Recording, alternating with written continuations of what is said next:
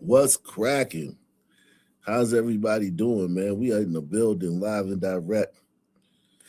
Live and direct. Yes, we are.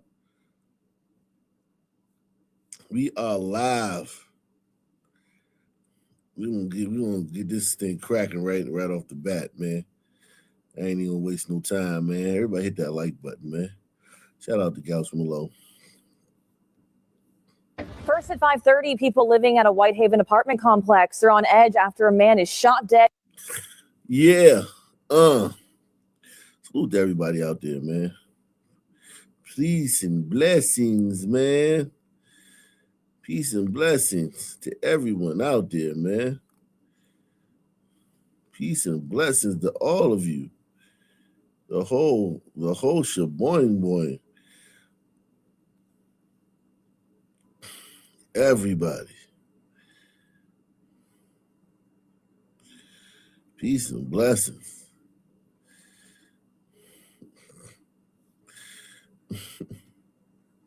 Peace and blessings, man. We are in the building, man, live and direct. Ock Nation News. Coming back to you.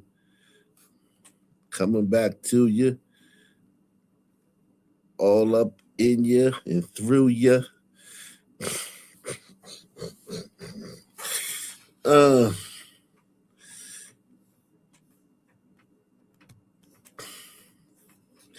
Yes, y'all. A lot going on, man. What a crazy country, man, we live in. What a big country we live in. Let's put it like that. Big country we live in. Huge country. Trump tried to do something about crime. He tried, man. They fought him, man. They fought his ass. You remember that? Press one if you remember. They would protest. He tried to do something about crime. He tried to sit in there. They fought. They sent that shit to the Supreme Court.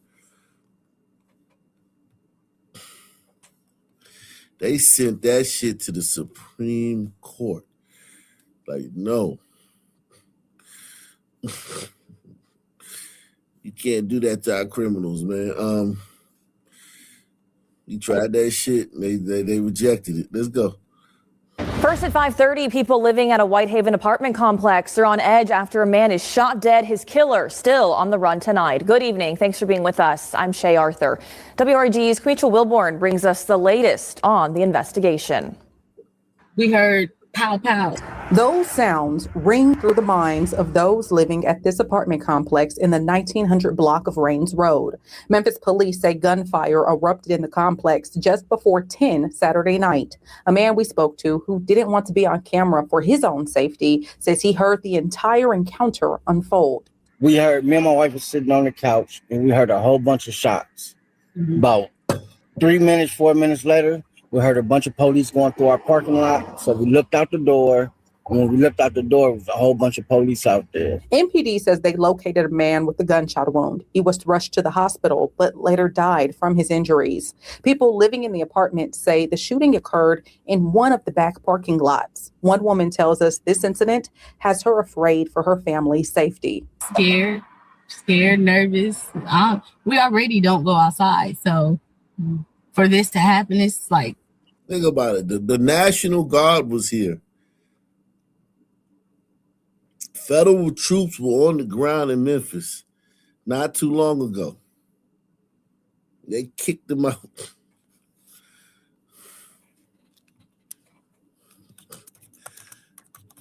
That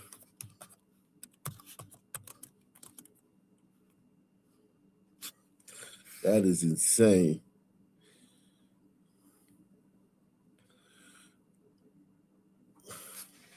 They still have the Tennessee National Guard.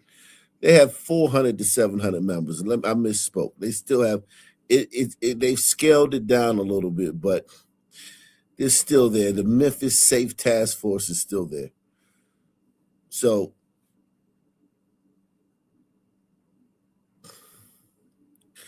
a judge initially blocked the deployment in late 2025. And the guard remains in place pending further action. Okay. So they got the ruling overturned. You still got still can't stop niggas. Still can't stop niggas.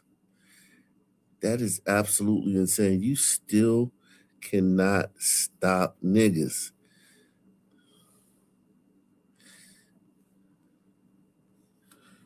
Wow. Unbelievable. Everybody hit the like button, man. Fernando watching from Mexico. Okay. Mexico in the building. Shout out to everybody out there, man. We're going to get into the main event in a little bit. We just warming it up right now. Warming it up.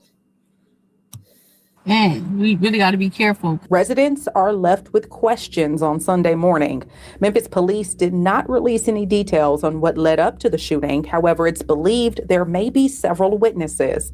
Investigators say after the shooting, multiple people left the scene in a gray SUV and a silver SUV. It's an open carry state where a lot of people who not supposed to have guns got guns. MPD says this is an ongoing investigation. Reporting for your news leader from Whitehaven, Kwame Wilborn, WREG News, Channel 3. And investigators, they need your help. If you know anything, contact Crime Stoppers at 901-528-CASH.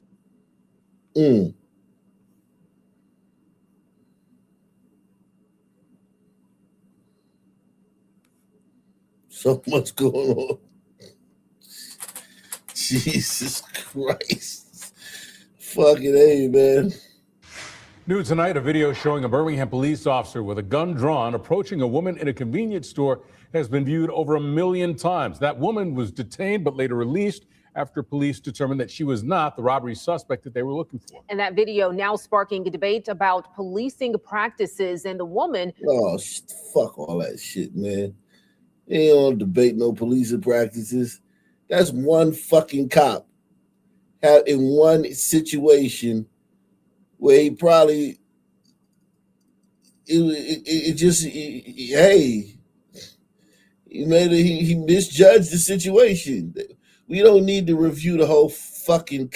We don't have to review all police because that happened. That's such a feminine thing, man.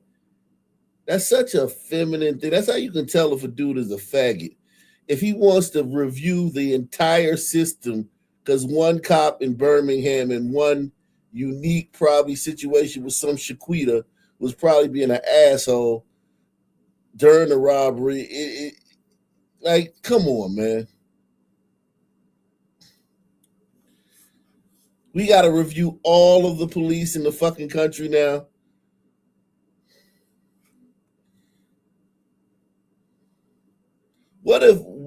What if a cashier, you went to Walmart and the cashier gave you an attitude or didn't give you the right change back? Or put your eggs in the bag underneath a watermelon and broke your eggs? Would you do we have to fucking retrain all the fucking cashiers in the whole fucking country now?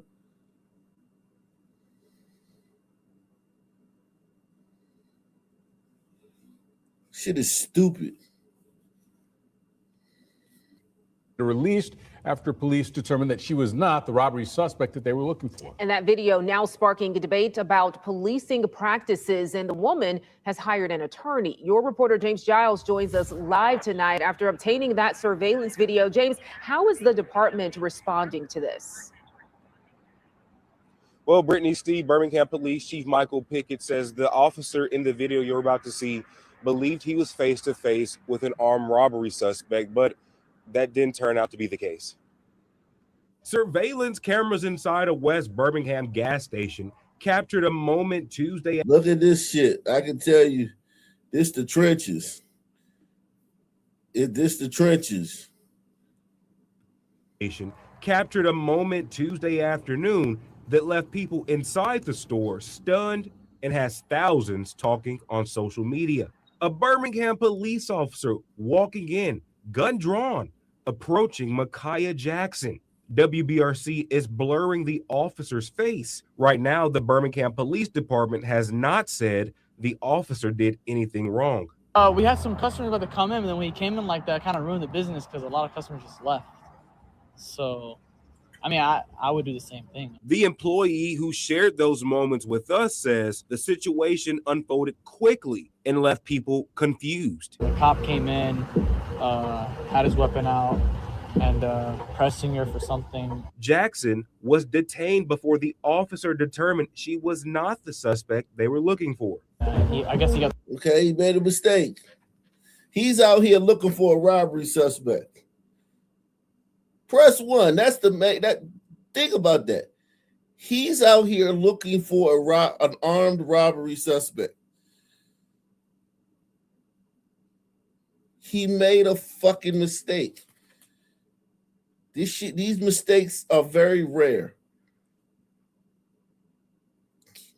Yes, I know she was scared having a gun pointed at her, but really in that situation, I mean, I get you scared, but just comply.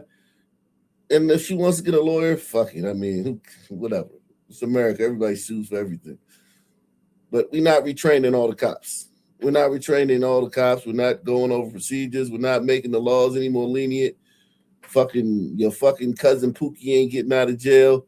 It just happened and whatever the fuck. This just happened and who gives a fuck, really.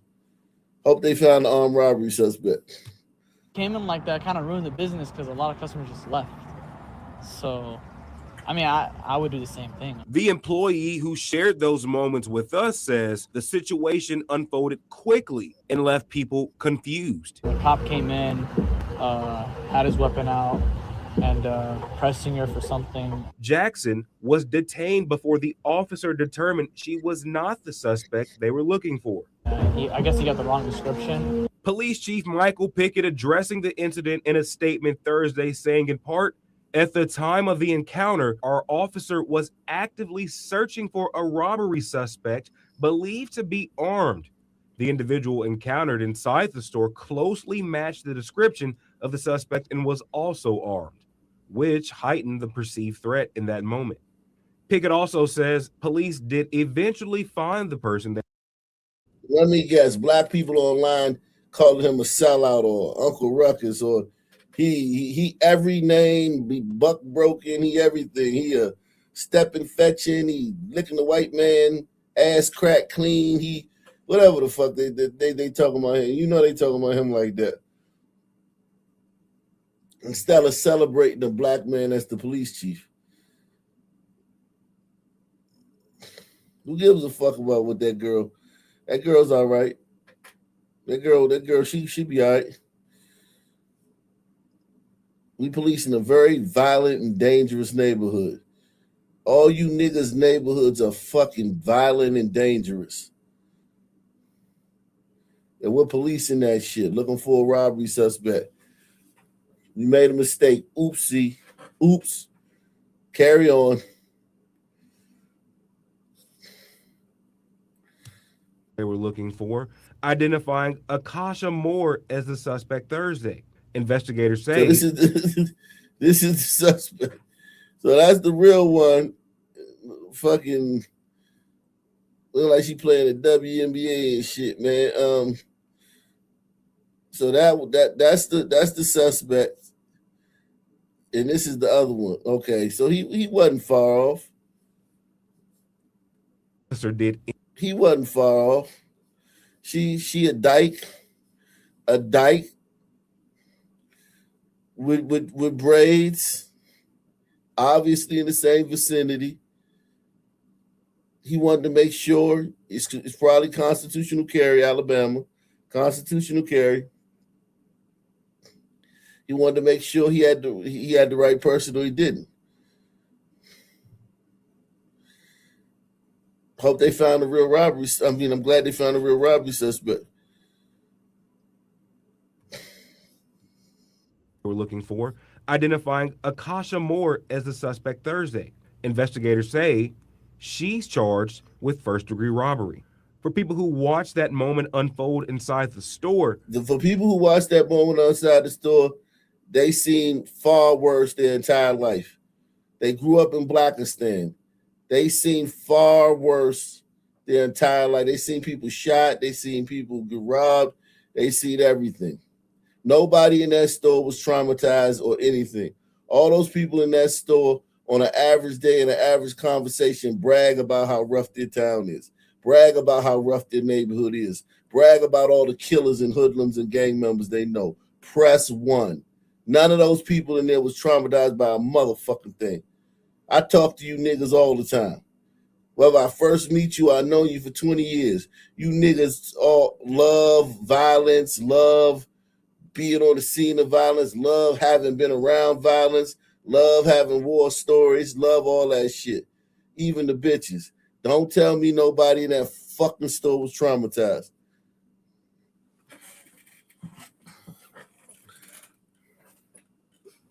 Hit the like button, support the channel, hit the PayPal, Cash App, Super Chat, sponsor the show. We going in tonight, man. None of this bullshit, man. Tired of this bullshit, man. We going in tonight, man. Sponsor the show, support the channel. Let's go.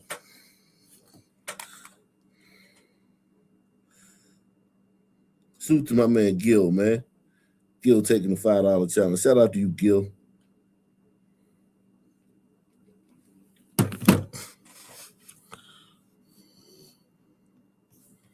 Robbery. For people who watched that moment unfold inside the store, the speed of it all still stands out.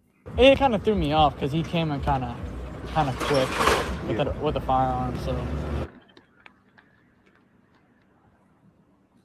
And Police Chief Michael Pickett says these moments unfold in seconds and decisions must be made quickly with the safety of the public in mind, adding the department is now reviewing the incident, looking for any training opportunities moving forward. As far as Jackson, her attorney, Truman Fitzgerald, says he's representing her as this video continues to circulate online. He declined to comment Friday afternoon once we obtained that video, saying he's waiting for a response from the city of Birmingham.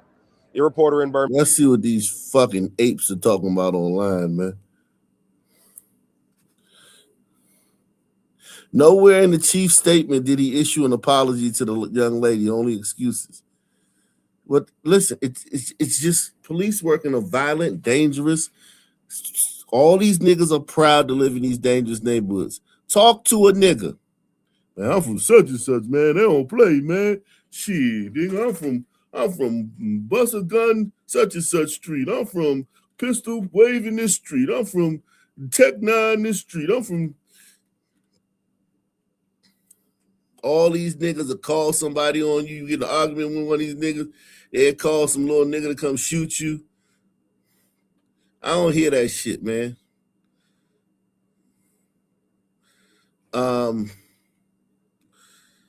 It says, I'm so tired of the same excuses. Yeah, well, I got an excuse for you. Your neighborhoods are jungles. And the police who have to patrol them and police them sometimes make mistakes. Oopsie. Oh, well. She survived. She didn't got a scratch on her.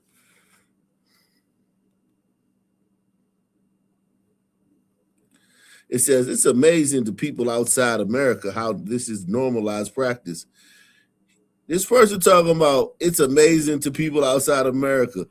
When you got fucking wars going on in Sudan, wars going on in the Congo, wars going on in the whole entire Middle East, and he talking about one black girl that got. The people in the world are amazed by one black girl who got a gun pointed in her face for a few seconds and then handcuffed and then released. And this dude saying it's amazing to people outside of America. You got bombs dropping. You got massacres of Christians in Nigeria. Every week they go into church and kill their whole congregation with machetes.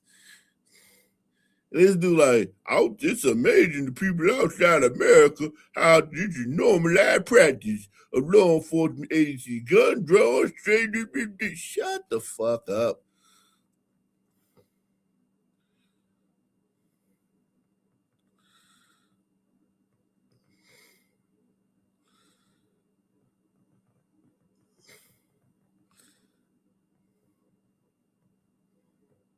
This one said, not gonna lie, they kind of look alike.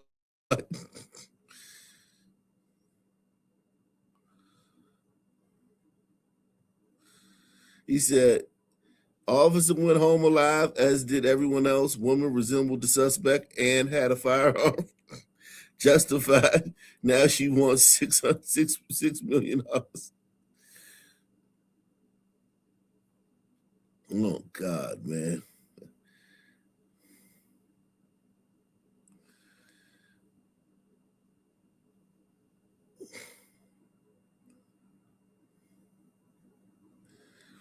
This one says, crimes in the suspect description is an important factor. Police officers, sheriff deputies, and state troopers training require immediate arrest of dangerous felons. During the investigation process, it comes with patience and effort to prepare for the safety and responsibility so that innocent people are not impacted by the apprehension of wanted fugitives. The situation was determined by evidence of identification and additional details, which the woman who was detained later followed by background checks released. The Birmingham police chief gave specific information on public record so that people are informed. And in some cases, individuals do have similar features, weight, height, and skin tone. Yeah, who gives a all right. She's scared. Oh, well, she lives in a dangerous neighborhood.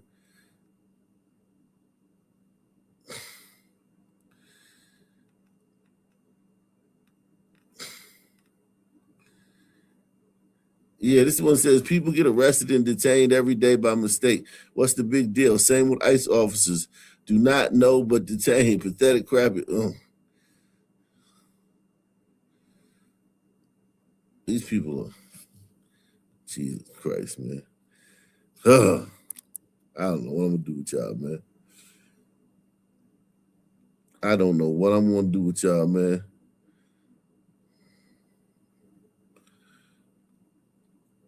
Salute to everybody, man. We keeping it moving, man. Salute to everybody out there, man. We're gonna get to the New York terror attack in a little bit. I'm just warming it up, getting everybody in here, man. Hit the like button. Hit the like button if you can, man. Smash that like button for me. Scary stuff here. As of that last update from police, some good news here. Those two men are stable after being taken to the hospital. No word yet on the extent of any injuries. Authorities do say this appears to have been an unprovoked assault.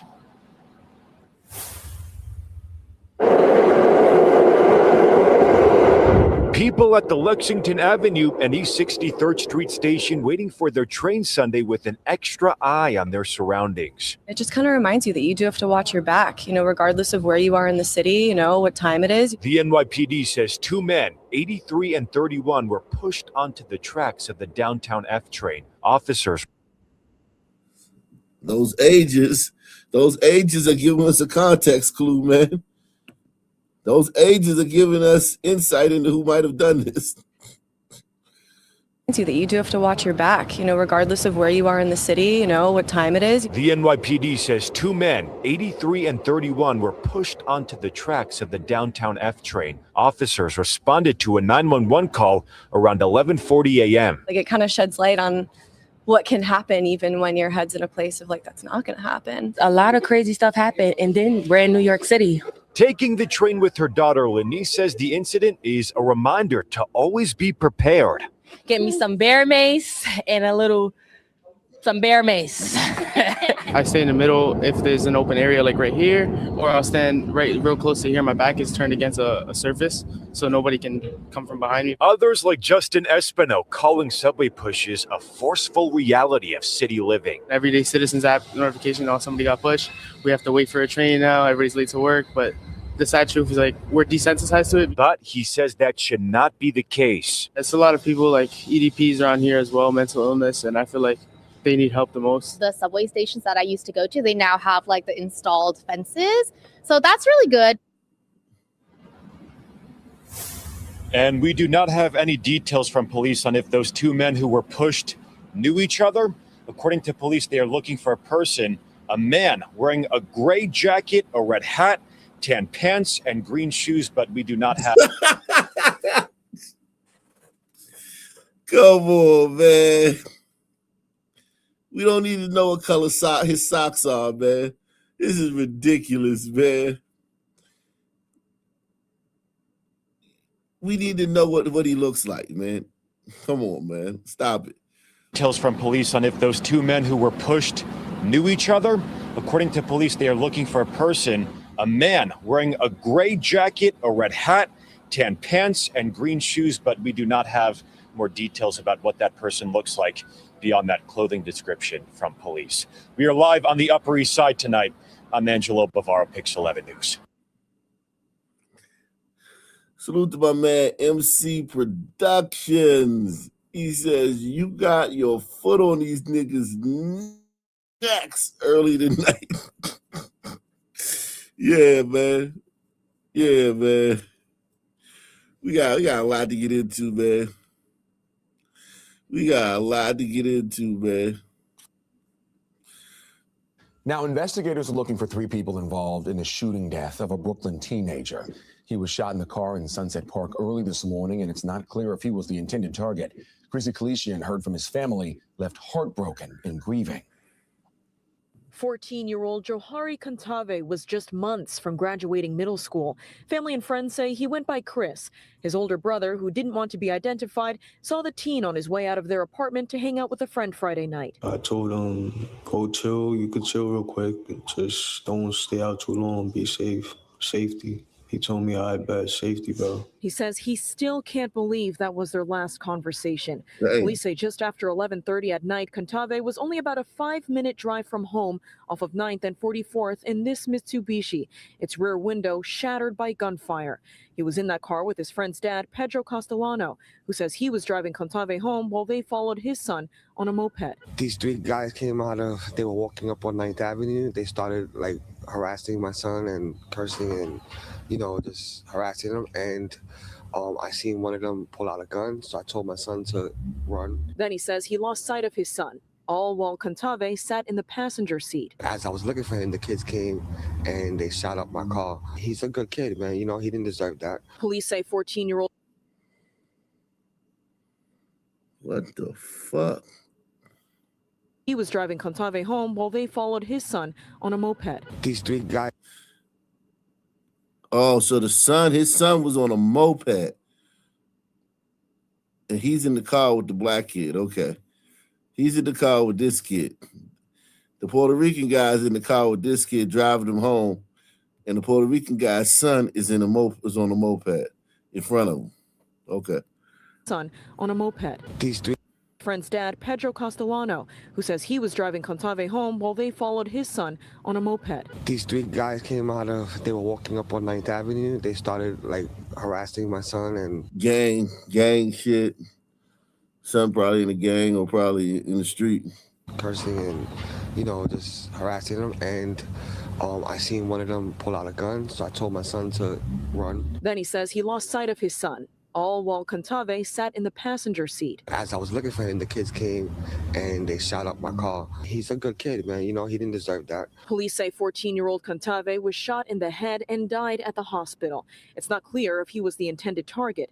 His neighbor and family friend Danielle Thiley has lived downstairs for decades and says she watched him grow up. He was my little man. He plays with all the kids in the hallway, bringing candy, bringing me soda, knocking my door. The teen was the youngest of 3. He was 10 years younger than his brother, who says he just wanted to be a positive influence on him and would worry when the teen would occasionally go out at night. He's been staying out of trouble. He always looked out for everybody. He was smart. He was just the greatest soul. Police say there have been no arrests at this time and that the 3 suspects appeared to be wearing all black clothing and ski masks.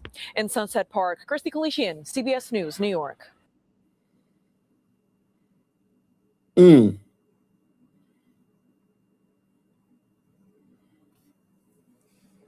Salute to everybody out there, man. Hit that like button, man. Smash that like button, man. We going in tonight. 2 people were killed, 5 others injured in a shooting in downtown Oakland. That tops KRON 4 News at 10. Hello, everyone. I'm Catherine Heenan. KRON 4's Lindsay Ford has reaction. Saw at least 4 bodies on the ground on the video that I saw. Blood everywhere. One of the sickest things I've seen. This Oakland resident asked to remain anonymous. They tell Cron 4 they were shown video of the aftermath of Saturday morning's deadly shooting that they say happened here at Easy Lounge. According to Oakland police, 7 people were struck by gunfire, and at least 2 people have been confirmed dead. The first victim, a 33-year-old woman who died at the scene. A second victim, a 25-year-old man, died at a local hospital around 11:30 a.m. the same day. Easy Lounge is located in downtown Oakland, about a block from Frank H. Agawa Plaza. The resident says later Saturday morning they saw a crowd gathering outside Easy Lounge as people reacted to the shooting. In the morning, it was families that came together and they were just in tears. You could tell that there are people who were still from the club, still standing outside, just waiting to get more news about their family and their friends. They were also told from witnesses about how the deadly shooting occurred. It was 2 altercations between 2 different people from different parts of Oakland that ran into each other. Instead of taking the disagreement elsewhere, they decided to shoot inside of the establishment, shooting multiple people. By the looks of the video footage that I saw, a lot more people were injured than they're stating. Oakland Mayor Barbara Lee sent a statement to Cron 4 reading, "My office is in close contact with Oakland PD as they investigate Saturday morning's tragic and senseless shooting. I am praying for the full recovery of those injured and my..." Look at the type of shit that goes on in these communities. 2 niggas see each other in a crowded club and just start spraying bullets everywhere. No regard for anybody. No, don't give a fuck about anybody else whatsoever.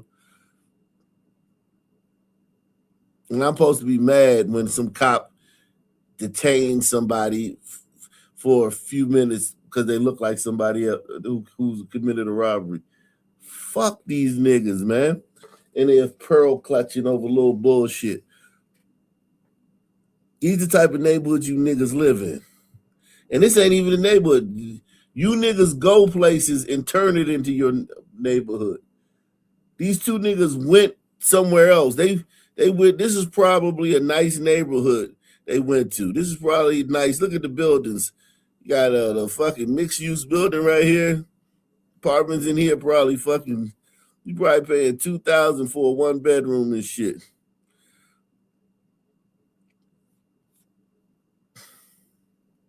Maybe $2,500 for a 1-bedroom. At a local hospital around 11. A senseless shooting in downtown Oakland. Any loss of life to gun violence is a tragedy, and tonight our community is once again grieving. What adds to the concern surrounding this deadly shooting is the time it happened. Oakland police say the shooting occurred around 3:30 a.m., but signs on the door of Easy Lounge say the business is open from 5 p.m. to 2 a.m. These type of clubs should have closed at 2. I've noticed that the club has been open to about 5. It's violated every single code that California offers for a business. Not only that, but how did multiple people end up past security with weapons? That's a problem. They and Eric, another Oakland resident, say they're sending their thoughts and prayers to those affected. Just hope we all can help them cope with their loss and the others that got injured also. Innocent people have lost their lives who were just going out to have a good time. I'm completely against them reopening. Oakland police officers arrested multiple people at the scene and found several guns. They say this is still an active investigation. Call their homicide division at this number on the screen if you know of anything. Reporting in Oakland, Lindsay Ford, Cron 4 News. Unbelievable, man. Let's get into this.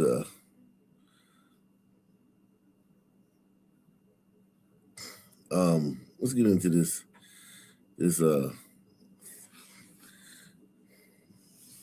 I know Black Conservative Perspective did something on this today, man. Salute to everybody. Everybody hit that like button, man. Everybody hit that like button, man. Support the channel. PayPal, Cash App, Super Chat. Hey, take the challenge. We going in, man. We going in. Imagery, pepper spray, fill the... New tonight, 2 people have been arrested after 2 suspicious devices were thrown near Gracie Mansion. That's the official residence of New York City Mayor Zohran Mamdani. Now, according to NYPD, this happened at an anti-Islam protest that drew a couple dozen people near the mansion. It led to a much larger counter-protest of more than 100 people. And you can see one of the devices here, it actually smoked before it was extinguished. It was thrown towards a group of protesters, and another was dropped off near a line of police with that moment caught on camera. Take a look.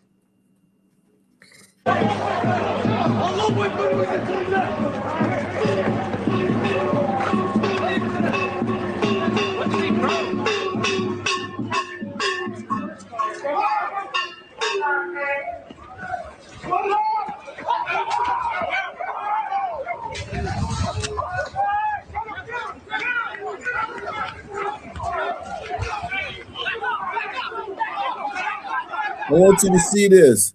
That motherfucker got an explosive device in his hand, and those cops ran towards him. This fucker, they don't know what this is. This little fucker's lighting an explosive device. This little fucking crazy fucking desert demon is trying to set off an explosive device, and the cops ran towards him.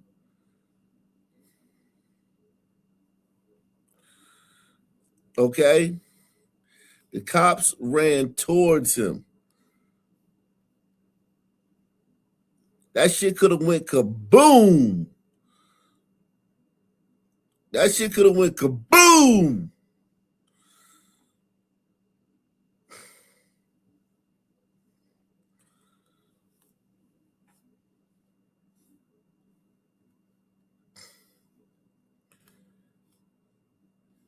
And we posted, and they making decisions like that, right?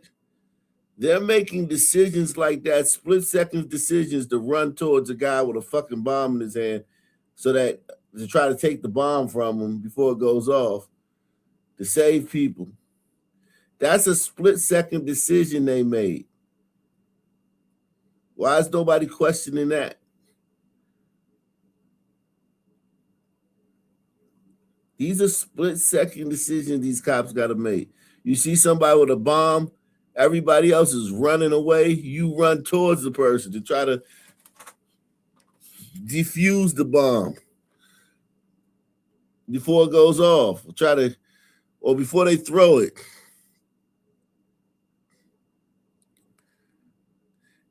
I know it was an actual pipe bomb. Yeah, whatever. Even if it wasn't a real pipe bomb, they don't know.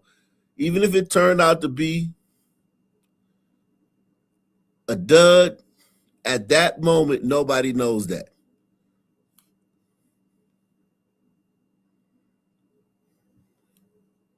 At that moment, nobody knows that this is a dud.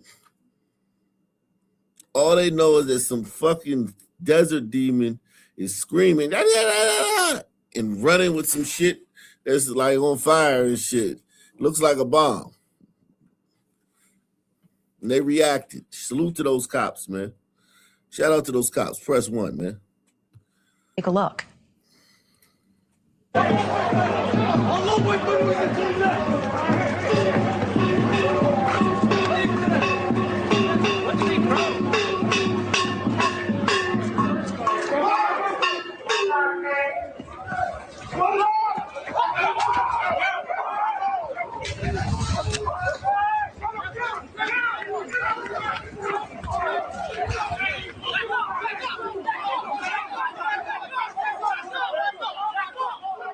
If this seems chaotic, it's because it was. But the 2 men you see on your screen were the pair arrested. And this was the moment police say one of the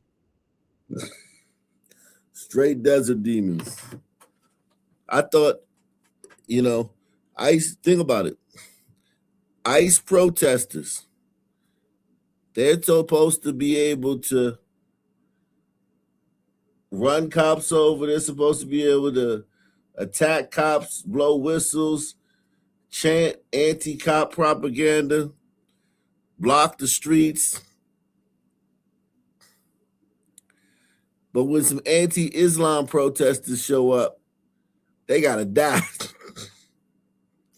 They gotta die. And he was throwing a bomb, so he wasn't just trying to kill the pro. He was trying to just kill anybody who was right there. These people are dangerous, man.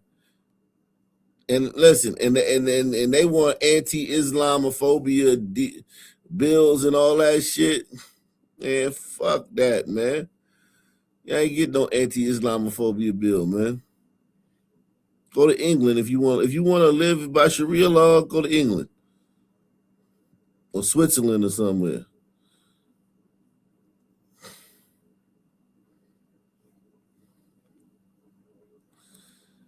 These niggas are assholes, man. Islam is a death cult. The devices was handed off, then lit. Here's another angle of the suspect running with the device towards police. You can see it smoking there. After he jumped a barricade, he was taken into custody. He's now being identified as an 18-year-old by the name of Amir Balat. The bomb squad is now... Who's not going to get out of prison for a long time. Unless, I mean, you never know. Mamdani is the mayor there, man. Mamdani is the mayor there, man. He might pull some strings for him. Letitia James is the Attorney General.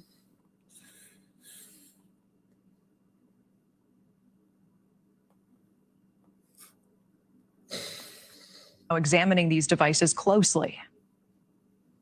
The devices, which were a bit smaller than a football, appear to be a jar wrapped in black tape, importantly with nuts, bolts, and screws, along with a hobby fuse that could be lit.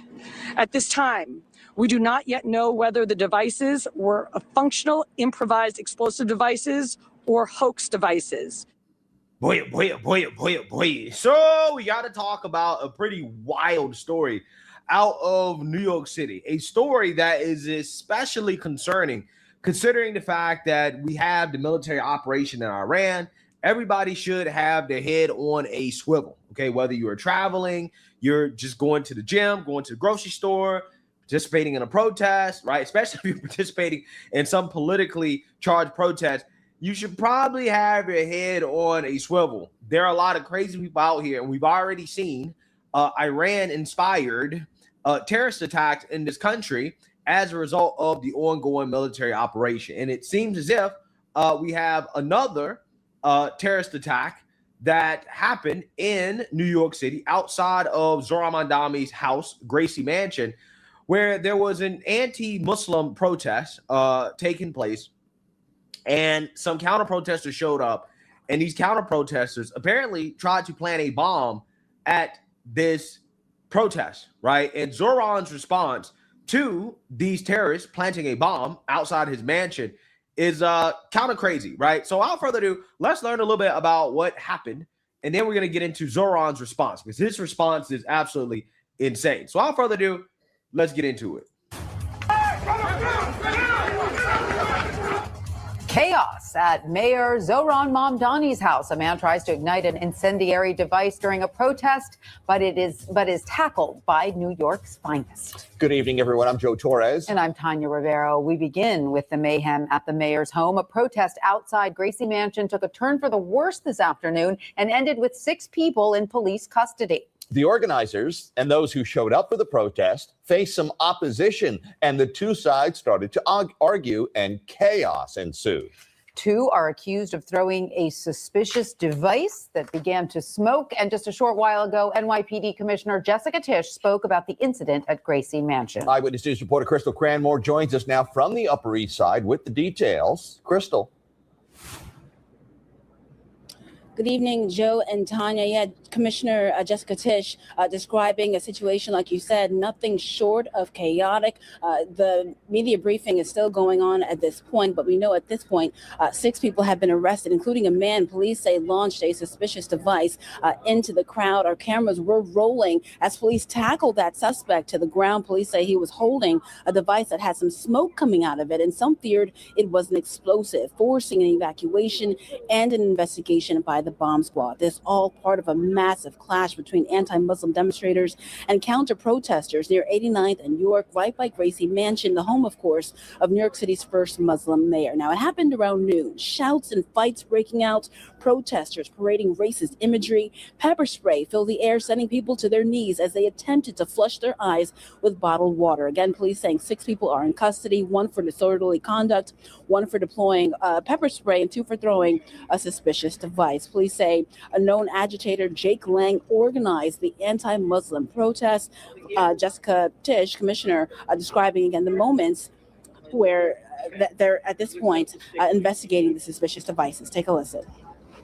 Based on preliminary examination and X-ray imaging, the devices, which were a bit smaller than a football, appear to be a jar wrapped in black tape, importantly with nuts, bolts, and screws, along with a hobby fuse that could be lit. At this time, we do not yet know whether the devices were functional improvised explosive devices or hoax devices, because we don't yet know if there was energetic material contained in them.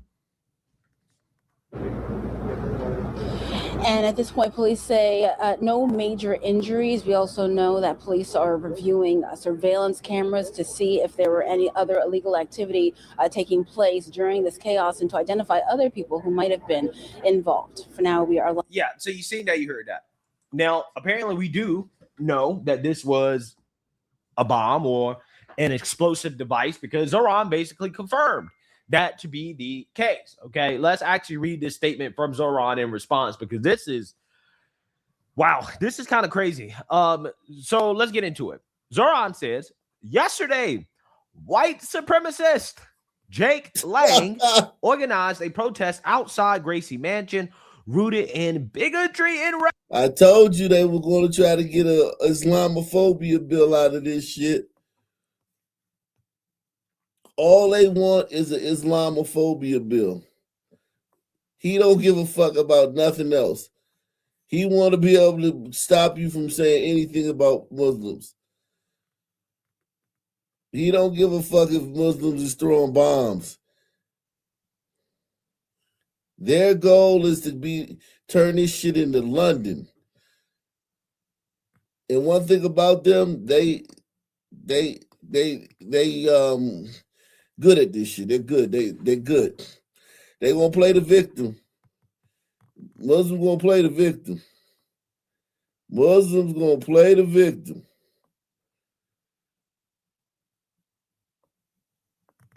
They gonna play the victim. Okay?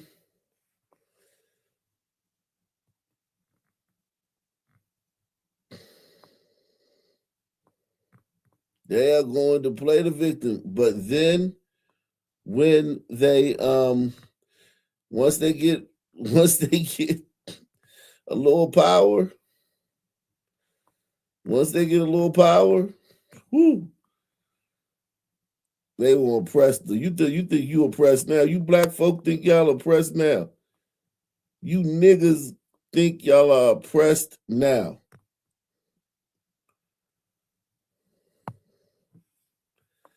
You niggas think y'all are oppressed now.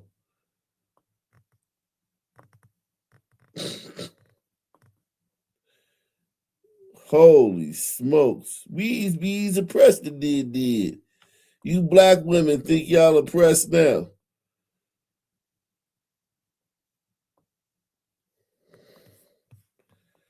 You black women think y'all oppressed now. Good Lord. If you black women run around talking about oppression now, whoo, Lord. Hamada Bosha.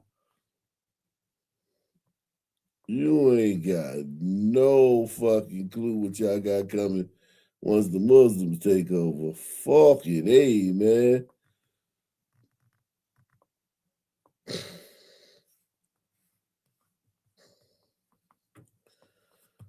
Racism. Such hate has no place in New York City. It is an affront to our city's values and the unity that defines who we are. What followed was even more disturbing. Violence at a protest is never acceptable. The attempt to use an explosive device and hurt others is not only criminal, it is reprehensible and the antithesis of who we are. I want to thank the brave men and women of the NYPD who acted quickly to keep New Yorkers safe. Our officers ran towards danger without hesitation, demonstrating once again the courage and dedication it takes to protect the city every single day. My administration is closely monitoring the situation, and I remain in close contact with our police commissioner. Yeah, so there's so many things wrong with this statement, right? First of all, I find it to be funny how he called Jake Lang a white supremacist, right? But yet he didn't have much to say about the two individuals who are involved in throwing an explosive device, a bomb, towards people, right? It looks like they were trying to throw it towards police, okay? Throwing it outside of his mansion, right? Throwing a bomb, an IED. Why didn't he call them who they are? They're terrorists, right? If you would plant an explosive device at a protest, a political protest, that is terrorism. Even if you disagree with it, right? We do have the freedom of speech in this country to protest, okay? I think that leftists seem to agree with this when it comes to anti-ICE protests, aka anti-law and order protests, right? Anti-police protests. But as soon as you talk about a protest that's anti-Islam or whatever, whether you agree or disagree with it, whether you think it's right or wrong, moral or immoral, doesn't matter, right? We have the free speech right to protest. For whatever reason, okay, Zoran is being soft on the individuals who basically tried to mass murder individuals for exercising their free speech rights outside of his mansion because he's not calling them what they were. They were terrorists. And we know this because even CNN, the Communist News Network, confirmed that these terrorists were inspired by ISIS. Take a look. Multiple sources telling CNN that both men that were arrested following these protests in relation to those two explosive devices admitted to having been inspired by ISIS. Now, I also want to add that last night when the police commissioner briefed the media on this incident, she did say that the investigation was still underway, and she emphasized that so far there appeared to be no nexus to the situation unfolding in Iran. So I just want to mention those two things right off the bat, because we are learning that while these two men said that they were inspired by ISIS, the commissioner did say last night that this incident did not specifically have a nexus to Iran. However, she did say the investigation is ongoing. Fox News has learned of a disturbing development involving the type of explosive used in the attempted attack and just how dangerous it is. Let's bring in retired NYPD Inspector Paul Morrow, who has more information on this device that was found. So it was a homemade device, Paul, but not necessarily a cheesy one, in other words. No, not at all, John. And I have to tell you, having done about 15 years worth of this kind of work, counterterrorism work, this is a bit of a game changer. First of all, let me start by saying New York City got extremely lucky yesterday. TATP is enormously volatile. It is not very stable. It's extremely powerful. And it is the footprint, and if you go by past events, of serious bombing attacks. The London 7/7 attacks, Richard Reed's attempt on a plane. Many of us remember the Ariana Grande attacks outside the Manchester Arena. These are situations where you're well into double figures of people killed, never mind injured.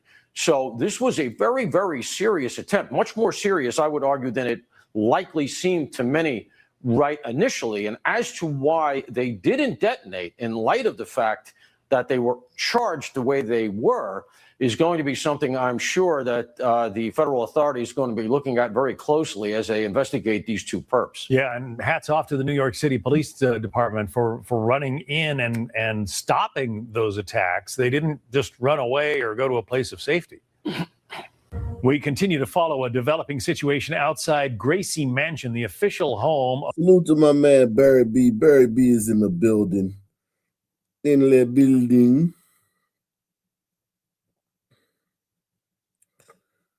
In the building. Salute to my man Snake Plissken. Hey man, let me get you let me mod you up, Snake. I'm gonna mod you up. Don't worry about it. I'll make you a moderator, man. Let's see. Oh man, Nate. I'll get you a moderator.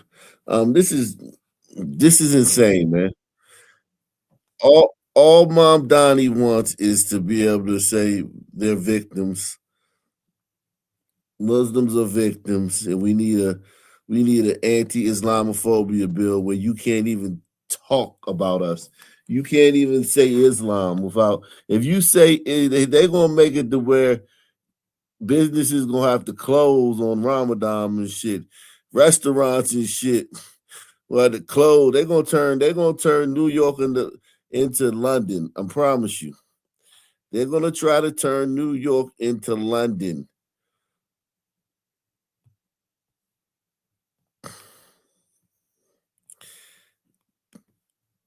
We're early in the game with Mondani. I think we don't even realize it.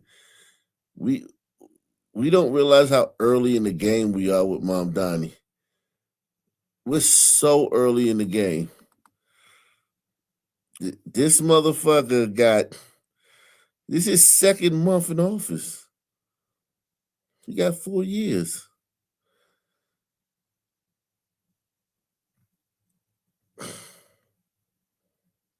This is second month.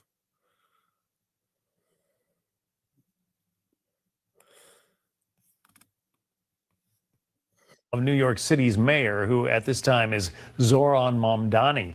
The NYPD says it is now investigating a suspicious device found inside a vehicle.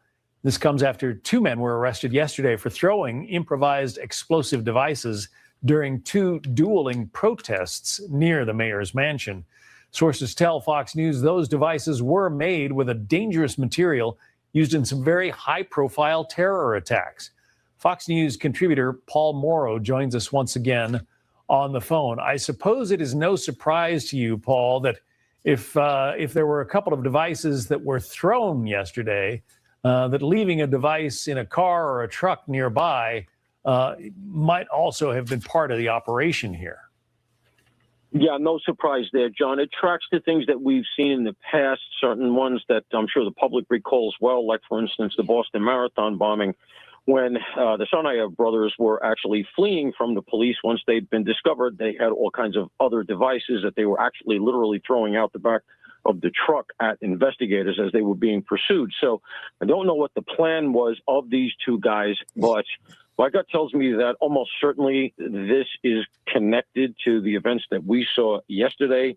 They wouldn't be undertaking the evacuations that they're undertaking now if they didn't have strong indicia of potentially live devices in the car. And it is likely down to either some follow-on event that they wanted to do, or perhaps, as I said, something that they reasoned they might have to fight their way out. And very fortuitously, the police that were there responded very quickly and grabbed them, and very fortuitously, the devices didn't detonate. Yeah, we understand that there are evacuations going on right now in some of the nearby buildings. That suggests that the bomb squad thinks that whatever device they've got here could create a pretty powerful blast. Very much so. Now, the good. Wow. Incredible. Absolutely incredible. This is what we have in this country, guys. These are the type of people that are in this country. That's why I say, everybody, keep your head on a swivel, right? Be aware of your surroundings, the people that are around you, okay? it's getting serious out here. It really is. So let's read a little bit more. Tensions between opposing protest groups outside the New York City mayor's residence boiled over Saturday when a protester. All right. Well, listen, we got so much more to get into tonight, man. We'll come back to that. We'll come back to this. Shout out to Black Conservative Perspective, man. We'll come back to this,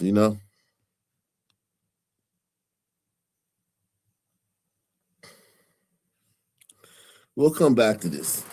Yeah, that's a lot going on in the United States of America, man. A lot going on, man.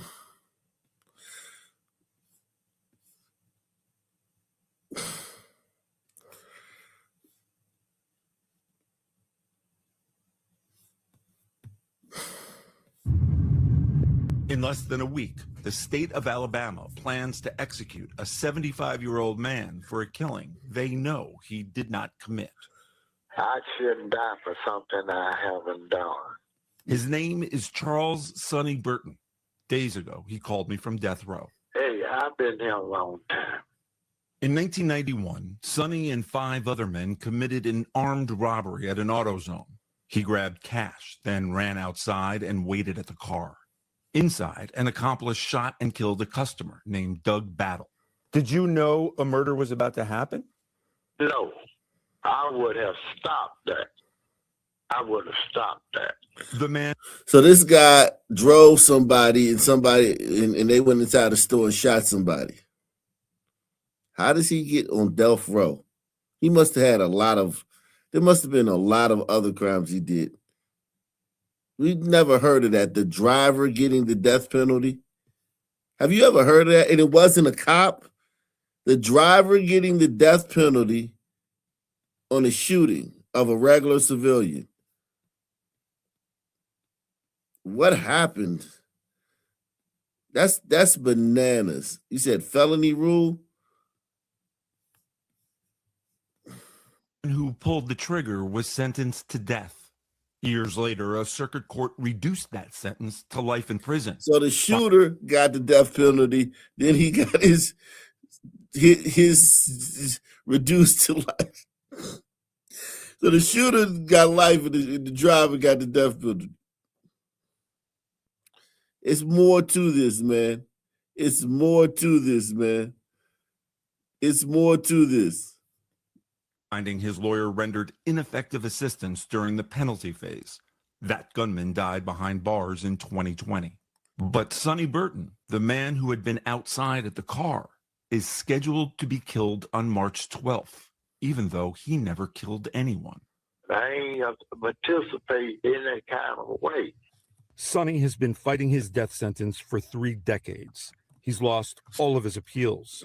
Prosecutors argue he was the ringleader of the group, a claim Sonny denies. I didn't assist nobody. I didn't aid nobody. I didn't tell nobody to shoot nobody.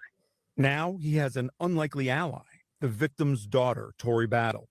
She recently published an op-ed urging Alabama Governor Kay Ivey to spare Sonny Burton's life. She wrote, "She white." And yeah, he gonna come home. She gonna give him a job, and he gonna kill her. Shout out to my man, Mac Knight, man. Mac Knight in the building, live and direct. Shout out to Mac Knight. As I've grown older, I've come to understand that justice is not about vengeance. It's about truth, proportionality, and fairness. Adding, no one from the state has ever sat with me to explain why Alabama believes it must execute a man who did not kill my father. The explanation is called the felony murder rule.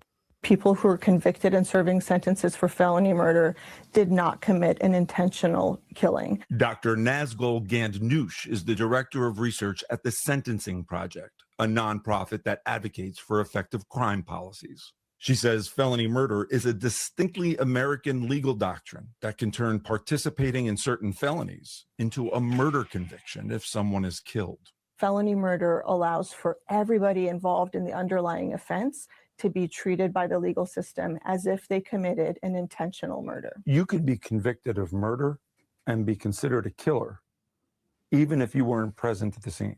Absolutely. It's put tens of thousands of people in prison and disproportionately affects people of color. No other developed country follows this law the way we disproportionately affects people of color. Why do y'all think it disproportionately affects people of color?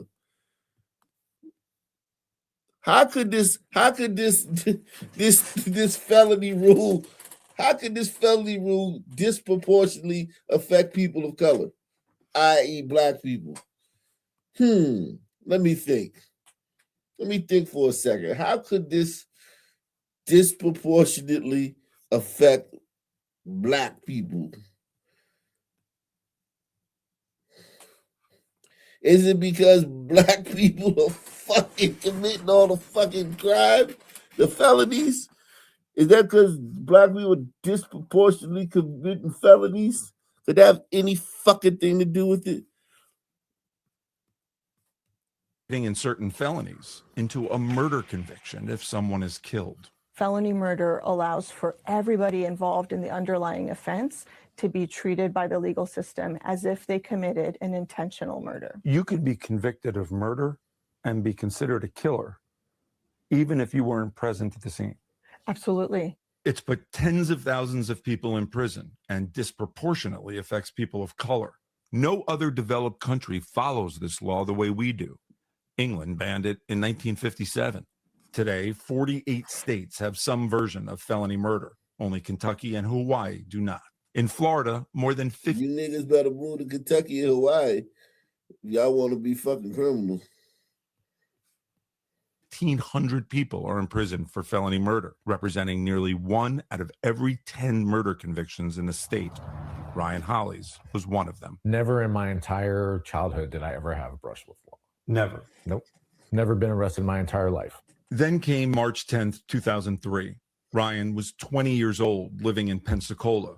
He and his roommates threw a party. And I ended up drinking and going to sleep. Before dawn, a friend named Billy woke him up.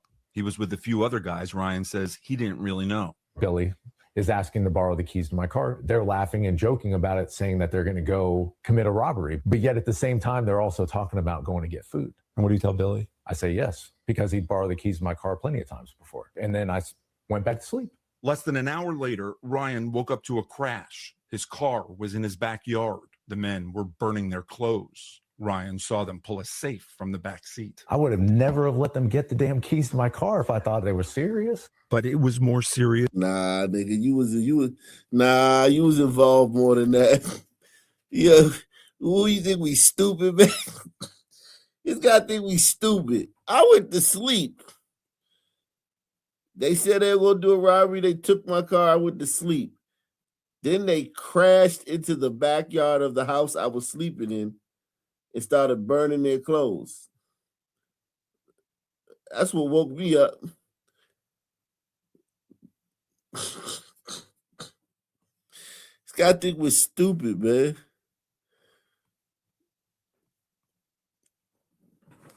Listen, I hope somebody fall for that shit. You know, somebody, if you wanted somebody, if that's your destiny to get out, I hope somebody fall for that shit. Unbelievable, man. This story this white dude just told is absolutely insane, man. And he looked like a Puerto Rican motherfucker. Like he was trying to be. He looked like a white dude that'll be. You know what I'm saying? He don't look like no clean cut white dude. One of them. Never in my entire childhood did I ever have a brush with law. Never. Nope. I believe it. Never been arrested my entire life. Then came March 10th, 2003. Ryan was 20 years old, living in Pensacola. He and his roommates threw a party. And I ended up drinking and going to sleep. Before dawn, a friend named Billy woke him up. He was with a few other guys Ryan says he didn't really know. Billy is asking to borrow the keys to my car. They're laughing and joking about it, saying that they're going to go commit a robbery. But yet at the same time, they're also talking about going to get food. And what do you tell Billy? I say yes, because he'd borrowed the keys to my car plenty of times before. And then I went back to sleep. Less than an hour later, Ryan woke up to a crash. His car was in his backyard. The men were burning their clothes. Ryan saw them pull a safe from the back seat. I would have never have let them get the damn keys to my car if I thought they were serious. But it was more serious than Ryan knew. During the robbery, 18-year-old Jessica Snyder, who'd been at the party just hours before, was beaten to death with the butt of a shotgun one of the men found in her house. Within minutes, police were at Ryan's door. When the sheriffs came, the first thing I did was I started crying, and I told them I wanted to talk to them. And what do you say to them? I let them know exactly what happened. He said he had nothing to hide, that he'd done nothing wrong. I just want to read you some things from this. I read back to him his statement to police about what the men told him before he handed over his keys. And you said, well, they said something about going over to Jessica's mom's house and I don't know, beating her up or whatever. So you knew that something bad was about to happen, is basically what that's saying. I never took it serious. Ryan had no idea he'd just given law enforcement all they needed to charge him with murder. You should have kept your fucking mouth shut. You should have kept your fucking mouth shut, dude. Should have shut the fuck up. Okay?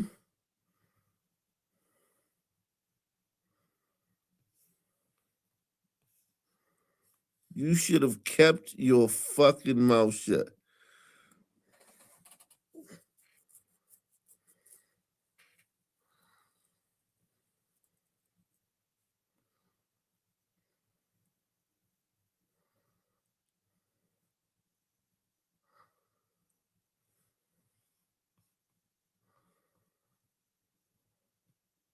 You said this hunky line.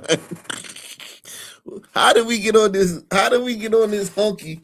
And we was talking about the Negro, the Sun Man at first. I guess they're gonna get back to the Sun Man. Let's see, man. Let's see. The prosecutor's logic fit on a bumper sticker. No car, no crime. I'm in shock. Complete shock. You had no idea this was coming. No idea. On the day of Ryan's trial, his mother Sylvia sat in the front row.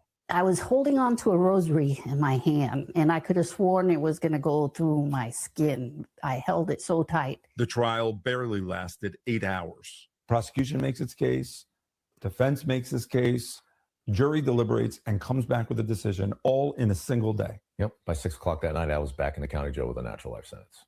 Even though Ryan had been asleep when Jessica Snyder was killed, unaware her murder was happening, he received the same sentence as the man who beat her to death.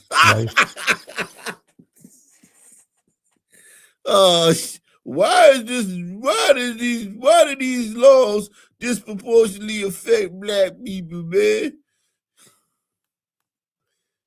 As the man who beat her to death. Why do these laws disproportionately affect black people? How the fuck, man? Where did this nigga come from, man?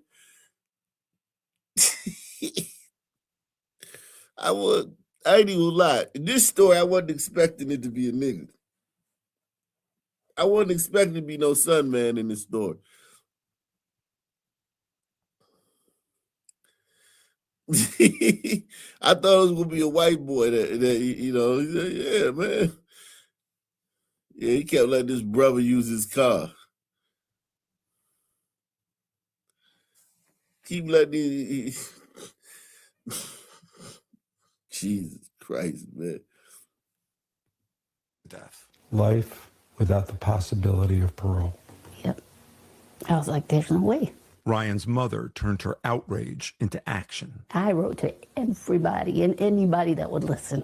By 2014, Ryan's case caught the attention of Florida's Clemency Board. They held a hearing. Jessica's father and sister argued Ryan should die in prison. Please renew our faith in our judicial system by keeping this guy in prison for the rest of his life. He made the wrong decisions. To this day, he doesn't feel guilty about it. Do you feel like you should accept some culpability at this point, that you're somewhat responsible for her death? Yeah. That's tough. I don't know. I don't know, Dan. Yeah. Something I still can't believe it. I don't know. It's okay. Take your time. What are you feeling right now? Of course. That girl should have died. No matter what, everybody freaking blames me too. Despite the pleas from Jessica's family, Rick Scott, Florida's governor at the time, reduced Ryan's sentence to 25 years to life. I believe Ryan Hawley's case is why we have the authority to commute sentences. But Ryan remained in prison for another decade. There he goes. Oh my God. In December 2024, the gates finally opened. His mother was waiting. I love you. I love you. But Ryan's freedom comes with a footnote. Wow. A long one. He's on probation for the next decade with a list of things he's not allowed to do. You could go back to prison. Don't hang around niggas. That should be the main thing. The main thing should be stay away from niggas, man. Niggas got you a 25-year sentence. God damn, man. Fucking with niggas. Fucking with niggas.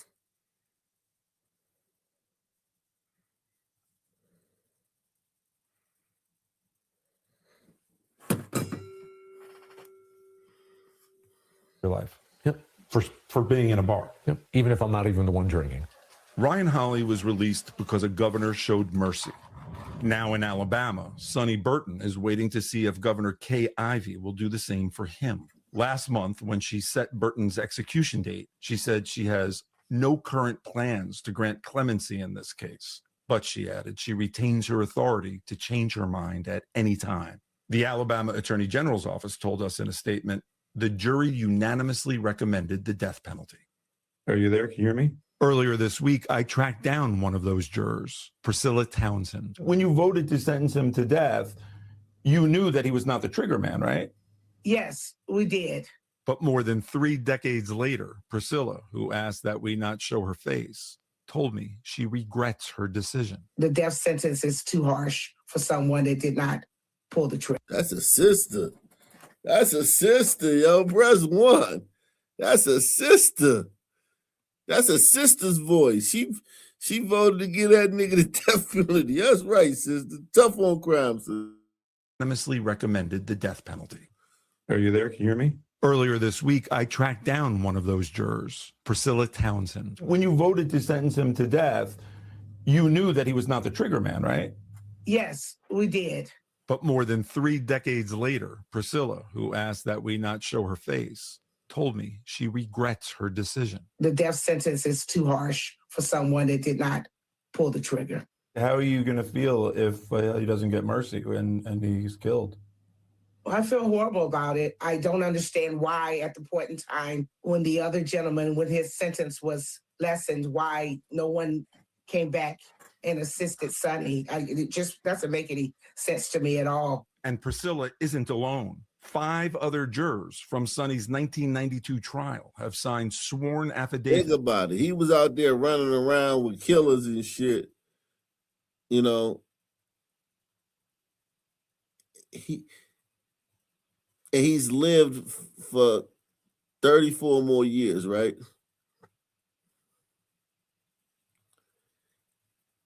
He wouldn't have made it on the street this long. Prison preserved his life. He may be alive today because of prison. Saying they now regret their decision to send him to death, believing the governor should show Burton mercy and save his life. Days ago, Sonny's lawyer filed a final appeal, this time with the U.S. Supreme Court. The Alabama AG's office replied saying, come on, Ketanji Brown Jackson, man. Ketanji, man. His death sentence is long overdue. These may be the final public words that people hear from you. The minutes are ticking down on Sonny Burton's life. What do you want people listening to this to know? I want people that listen to me to know that I didn't kill nobody. These are my last words. Dan Slepian, NBC News. We thank you for watching, and remember, stay updated on breaking news and top stories on the NBC News app or watch live on our YouTube channel.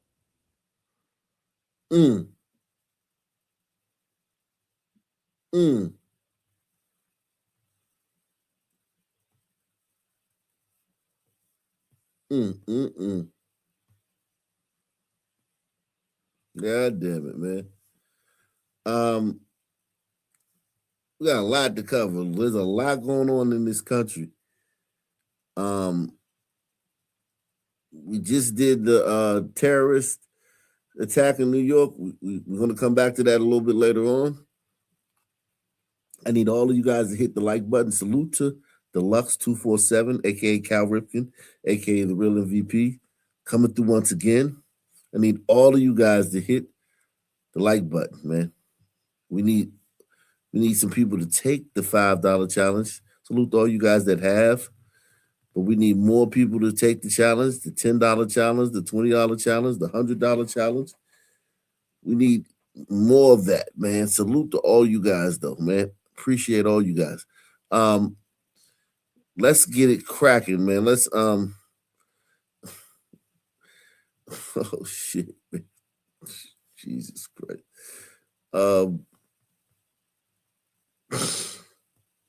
I like to do the body cams later, man. I like to do the body cams later in the show, man.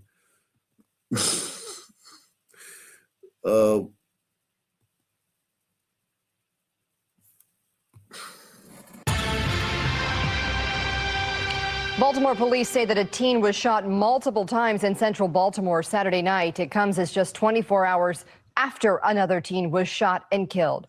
Fox 45's Vincent Hill joins us live with the latest on these recent shootings and a look at a controversial bill that could lead to more of the same. Vince. Well, Maxine, what led to either of those shootings is unclear, but what is clear, the Youth Charging Reform Act is raising some concern. For the second day in a row in Baltimore City, getting multiple calls for this shooting, heard gunshots, saw a young man on the ground. a juvenile has been the victim of gun violence. I'm getting the update saying there's a 14-year-old shot. Saturday night, just after 10:30, a 14-year-old was shot twice and seriously injured. Man, these kids these days. Friday night, Baltimore police found a 16-year-old shot and killed inside a North Baltimore home. Guns and kids and dealing with young people, trying to keep them on the right path is really a struggle now. The two shootings come amid Baltimore police announcing the arrest of 4 teens, each charged with attempted murder in 2 separate shootings. In one case, one of the teens had a previous arrest for stolen auto, and the other, the 17-year-old suspect, had a previous arrest for a handgun. Law enforcement expert Jason Johnson. People escalate over time, and the escalation continues when there's not an adequate feedback, meaning consequences.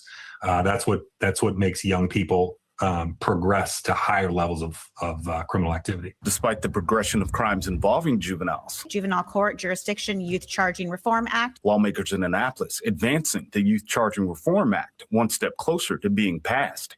If passed, 16 and 17-year-olds charged with certain crimes would not automatically be charged as adults. One of those charges, wearing, carrying, or transporting a handgun, like the 17-year-old, now charged with attempted murder. The sponsor of the bill, Senator Will Smith, calling it astute. This is just a smart bill for public safety. But many of the state's attorneys calling the Reform Act a dangerous one that doesn't teach a lesson. Public safety is something we don't hear any conversation about in the discussion of this bill. Children have to understand that there are consequences to their actions. Meanwhile, no arrests have been made in last night's shooting or Friday night shooting. The 16-year-old that was killed, his identity has not yet been revealed. At DJS, Vincent Hill, Fox 45 News. Hi, I'm Maxine Stryker. Just another dead nigga. Just another dead nigga in Baltimore. Nothing to see here.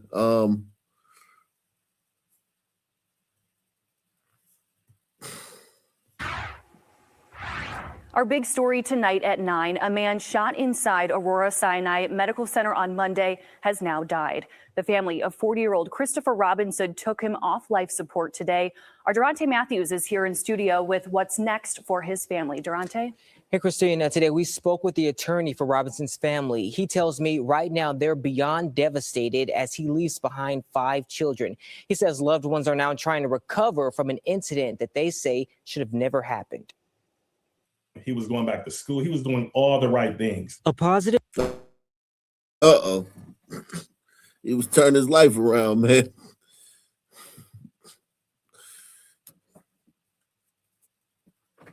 That's always a red flag, because niggas gonna lie.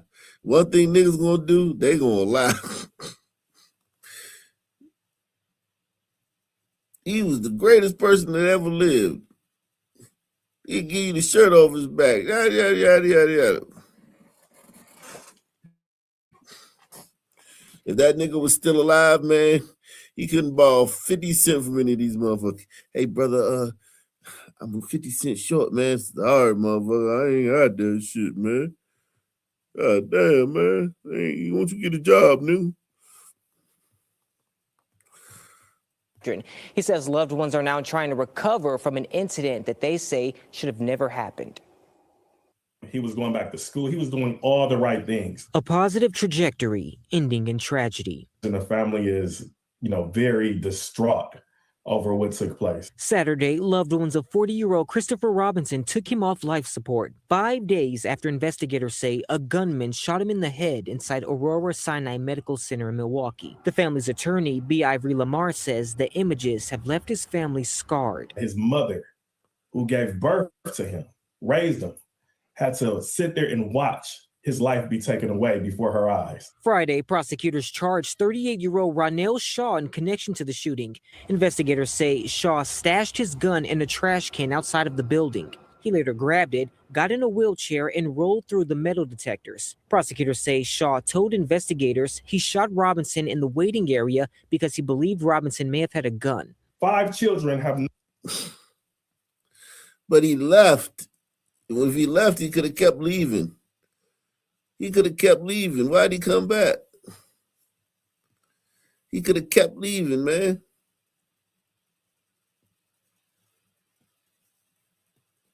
Nigga, you cooked, man. You left and you came back.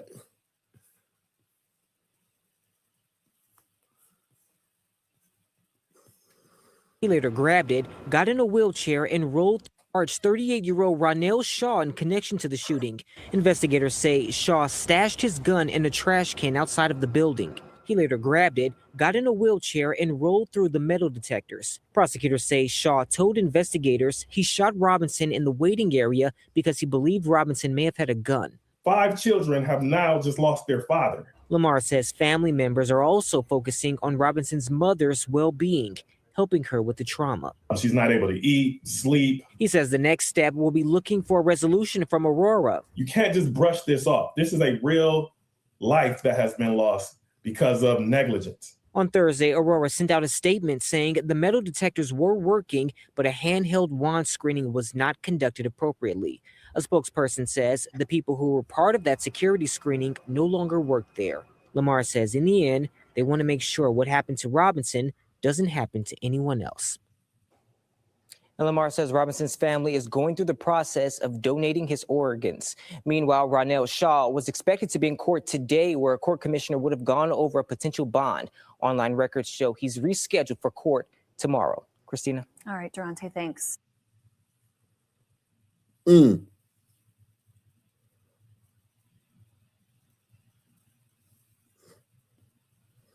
A drive-through dispute leads to gunfire at the Taco Bell in Muskego. And tonight there are questions whether it was a case of self-defense. Police say an employee pulled the gun and shot into the air after an angry group of customers came into the restaurant and tried to get behind the counter of the restaurant on Janesville Road. Nick Boer is live at the Taco Bell. Nah, free my man. Nah, fuck that. We know niggas do that. We see that all the time. Niggas do that. Niggas do that. What state is this? Wisconsin? Ain't that constitutional carry? Free this guy. Nick, prosecutors filed a case against that employee.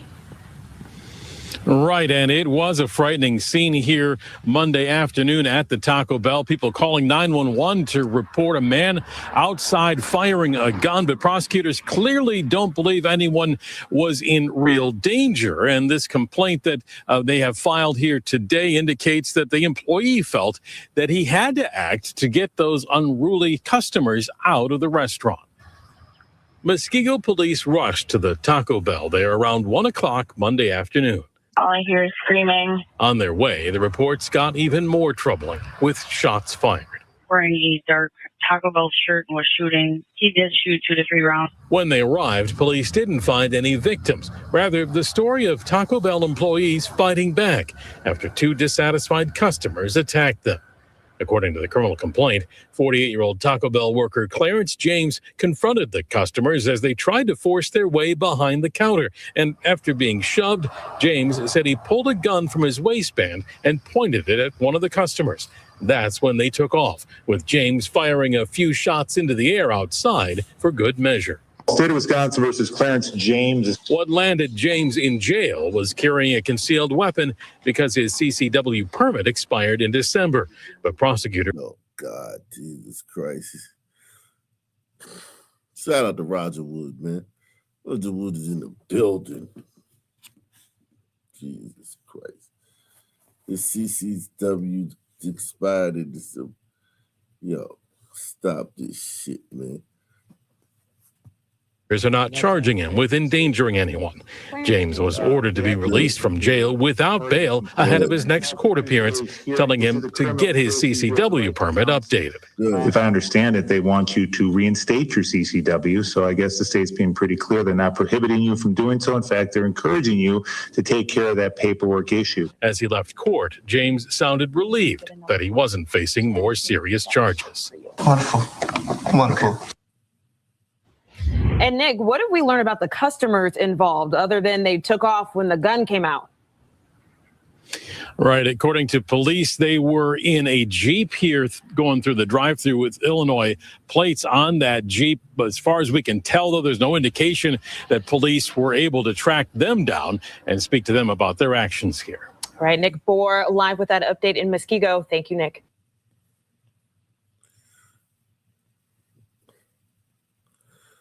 Niggas just, yo, look at all this shit, man. Look at all this shit, man. God damn, yo.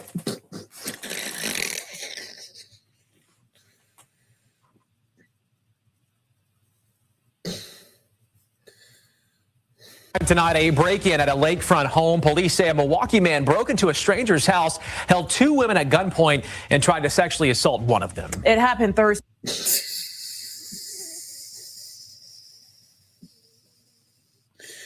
Yo, I'm not laughing at the sexual assault. I'm laughing at goddamn, boy.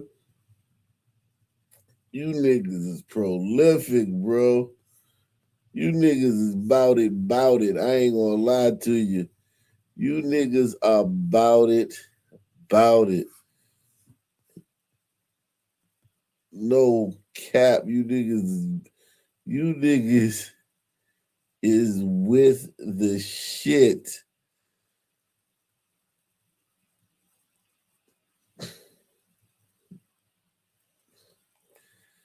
You niggas are with the shit. Okay?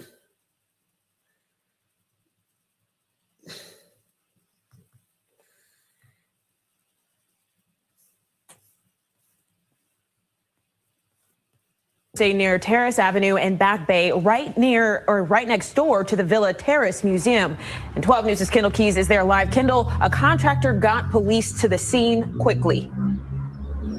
Right, Rhea, calling 911 shortly after a man with a gun entered the home. Officers arrived and arrested him, but it was a terrifying ordeal for the women inside the home. One of them telling officers she thought she was going to die. I spoke with the suspect's grandmother today, who tells me she's having trouble wrapping her mind around the allegations. For him to do something like that, bottom of my heart, I can't believe it. Ellen Toombs shocked to learn about the disturbing allegations against her grandson, who she raised. Prosecutors charging Sincere Blake in the violent home invasion last Thursday on Terrace Avenue. Crime occurs everywhere, but I think it's pretty unusual. A contractor working on the lakefront home called 911 around 9 in the morning after an armed man confronted him. Prosecutors say Blake entered the home and held the owner and her friend at gunpoint. The homeowner told officers that she was focused on the gun pointed at her face and thought she was going to die. Investigators say Blake aimed the gun above her head and fired into a window, then pulled down his pants, exposing himself, and demanded the other woman, quote, "Give me what I want." Yo, this is insane. Is this real? This nigga think it's in a movie? He think he just fired, shoot out a window and shit, and nobody gonna call the police? He think he in a movie. In the movie, you do everything. You shoot the neighbor, you shoot through the fucking wall. The neighbors don't call the police. Who remember that scene in Pulp Fiction? The scene with Julius and Vincent went to pick up the money, pick up the briefcase at the college kid's house. Who remember that? It's like probably one of the earliest scenes in the movie where he quote the Bible verses and shit. That scene could have never happened in real life. Police would have been there already. This nigga think he fucking. The fuck was he thinking? Her face and thought she was going to die. Investigators say Blake aimed the gun above her head and fired into a window, then pulled down his pants, exposing himself, and demanded the other woman, quote, "Give me what I want." She began pleading with the defendant and convinced him to let her go. He couldn't be in his right mind. That's not him. The complaint says Blake took one of the women outside and demanded the Jeep in the driveway. That's when officers arrived and arrested him. In an interview with police, Blake said he had taken ecstasy that morning and admitted saying he wants what's owed to him to the ladies in the house, but said he didn't remember having a gun or firing it. Nah, nigga, ecstasy ain't no excuse. Ecstasy make you want to hump on something. Okay. Why you ain't just like it's a lot of steps before grabbing a gun, breaking into people's house and demanding head at gunpoint. There's a lot of steps before that. There's a lot of things a horny motherfucker can do before you do that. You could have jacked off. You could have fucking humped some random woman. You wouldn't got a gun, broken into some girl's house, shot out the window and said, "Give me some head." Damn. Ecstasy make you do that? They need to ban that shit. Ban ecstasy, man. That shit. He gave ecstasy a bad name, man. That's when officers arrived and arrested him. In an interview with police, Blake said he had taken ecstasy that morning and admitted saying he wants what's owed to him to the ladies in the house, but said he didn't remember having a gun or firing it. Toombs says she's heartbroken. I'm just praying, whatever happened, God gonna take care of her. Because he really don't deserve this. Really sad. Man, mama stand by you. Shout out to mama. Mama stand by you, man. That's all you got in this life is your mama.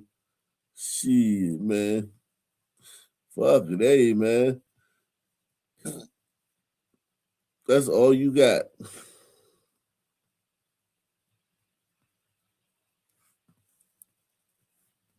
Yes. Really sad to hear, but Kendall, investigators say that the gun Blake had was stolen. Right, Rhea. It was reported stolen from a car last November. Now Blake remains in jail tonight. He's held on a $50,000 cash bond. Jeez.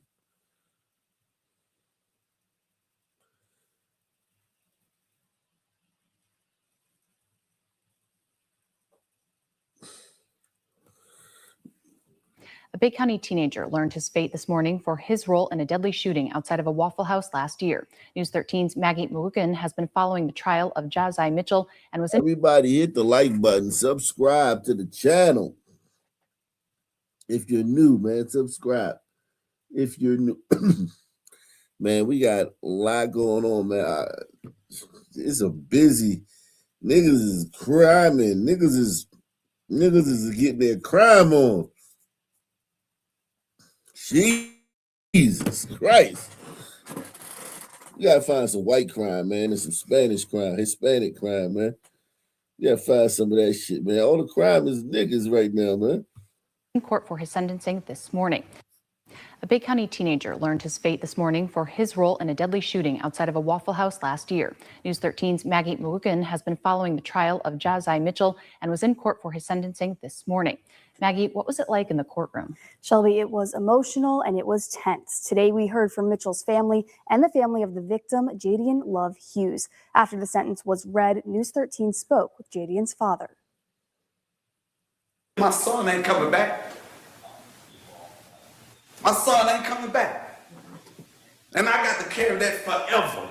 Emotions ran high as family members packed a Bay County. That nigga's smirking and shit. He's smirking.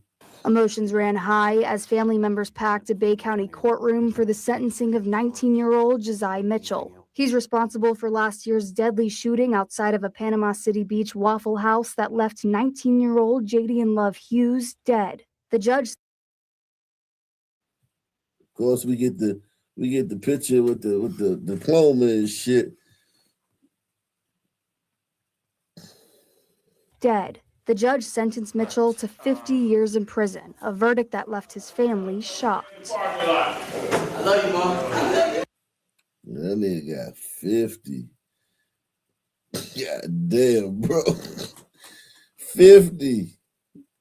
They could have gave you life and you could have got out in 25 years. He'd have been better off. He'd have been better off getting a life sentence. Judge gave that nigga 50. That's all that smirking. You could have got a life sentence, nigga. Judge is like, nah, man, we gotta make sure this nigga stay in that joint for at least 40, 45 years, man. He here smiling and shit like something funny.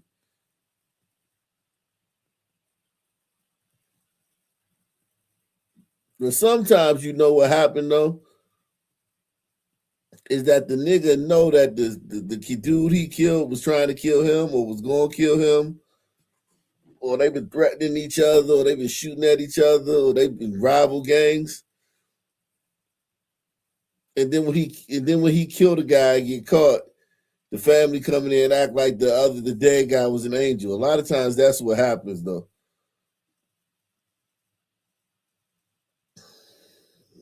But yeah, he got cooked a nifty.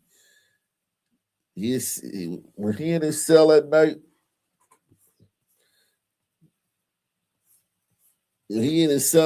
man, I'm sorry, man. Nigga, you won't be crying, nigga. You in that motherfucker. Listen, I seen a thing with nigga this son man in jail. High off PCP, man. Let me show you that. This son man in jail, high off PCP. Let me show you that. This is what this motherfucker got to look forward to and shit. Being in jail with motherfuckers like this. What the hell you doing, boy? Boy, you threw up. Boy, you threw up and twerking at the same time. Oh, shit. Shit, who the hell? Jay Memphis. Boy, he got with up there and took it on in. God damn. He need to leave that dope alone. He needs to leave that dope alone. Damn, cool. He's working. What the hell you doing, boy? Boy, you threw up. Boy, you threw up and twerking at the same time. Oh, shit. Shit, who the hell? Yo, this shit's stupid, man. What the fuck? Oh shit, man. What's wrong with these niggas, man? Why these niggas like this, man? You in there with motherfuckers like that. You in there with shit like that, and you can't leave. You smiling and shit. We supposed to believe you happy about that. 50 years in prison, a verdict that left his family shocked. I love you, Mom. I love you, Mom. Mitchell received 30 years for manslaughter, 20 years for attempted second-degree murder, and 5 years each for tampering with evidence and grand theft of a firearm. Those last 3 sentences will be served concurrently, but tacked on to the manslaughter sentence. I was kind of surprised. I was expecting him not to get a lot of time because of the jury's verdict. So going into this, I prayed before I came here, and I just asked God to just let me deal with whatever it is. Mitchell was initially charged with second-degree murder, but a few weeks ago, the jury found him guilty of the lesser charge of manslaughter. The shooting happened as a group of teenagers argued over a gun in the Waffle House parking lot. Mitchell and another teenager, Julian Zavala, got into a physical struggle over the weapon. Witnesses testified Zavala was the intended target, while Jadian was trying to break up the fight when he was shot. He paid the ultimate cost. This what that nigga went to prison? He going to prison for 50 years for this? I'm telling you, smiling, man, and laughing and thinking shit is a joke.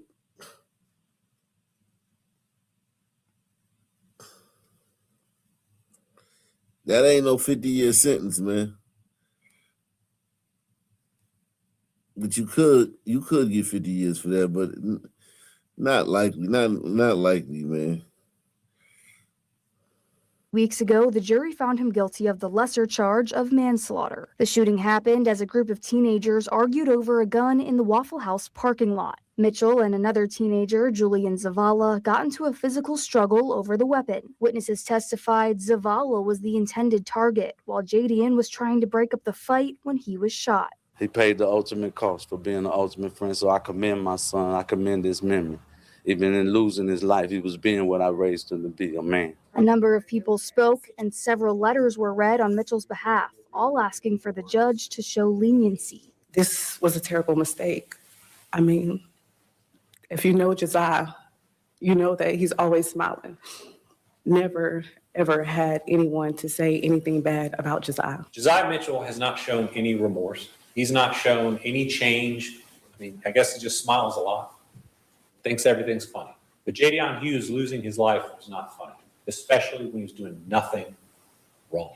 Mitchell indirectly addressed the courtroom, offering his condolences to the Hughes family. Jadian's father said while the sentence marked justice for his son, it doesn't make it any easier. I don't feel happy that Mr. Mitchell got this kind of time. That's not nothing I'm happy. I'm not gonna go home and celebrate. It's not funny to me at all. It's just part of a tragic story. The maximum sentence Mitchell could have received for these crimes was 70 years in prison. He now has 30 days to appeal the sentence. We'll continue to follow this. Thank you. That's Maggie McGuigan reporting live from our studio. You niggas, boy. Whoo. I want to stay current. So let's see.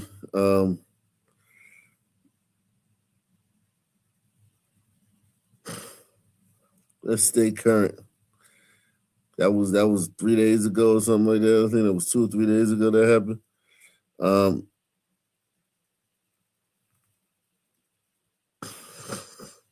Jesus Christ. You niggas, man. God damn, man. A fast food attack. An 18-year-old fast food worker says a woman pepper sprayed her at the window and then sped off. But not before cursing at her. Our Durante Matthews spoke with that teen today and shows us why she now wants that woman arrested. When getting food on the go, the drive-thru is usually a safe bet. 433. But right now, it's probably the last place Veda Fedikovic feels safe.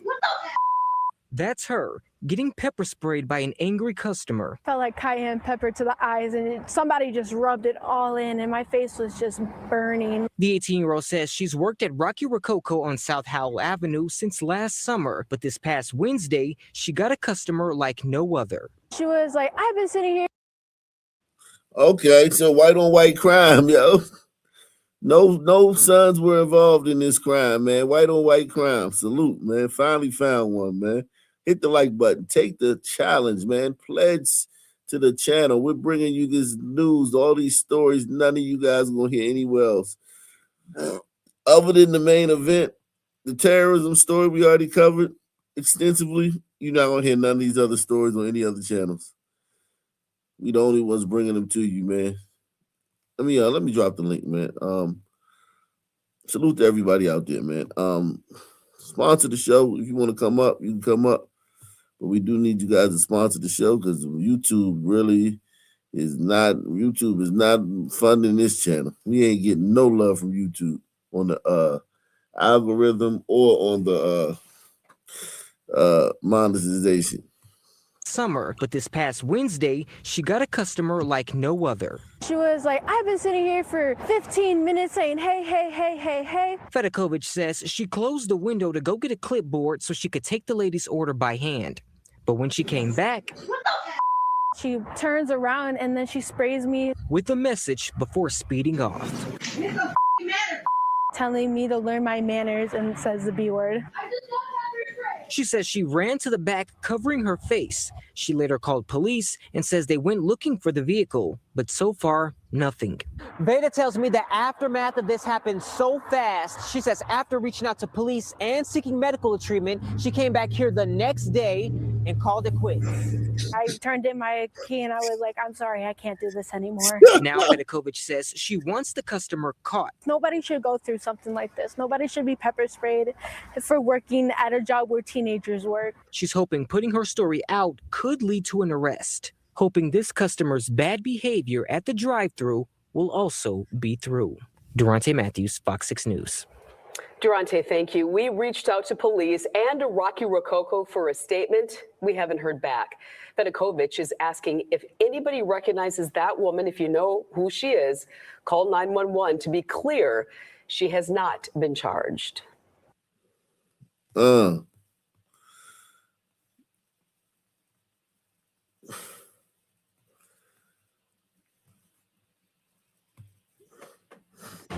For the first time tonight, we're hearing from a Fairfax County man who survived a violent attack at the hands of his own father-in-law. Police say moments before that attack, the victim's father-in-law killed his own wife and daughter. Northern Virginia Bureau reporter Drew Wilder met with the surviving victim inside his rehab center and has his story. Somehow, he survived a murderous rampage that police described as a bloodbath. His head stapled together in multiple places, both hands wrapped from the elbow down. But there's no bandage to heal what Santosh Bassnet witnessed inside of his Fairfax County apartment last Wednesday. I see my baby crying and running. I see some bloody stuff and I see my wife near the door, the main door.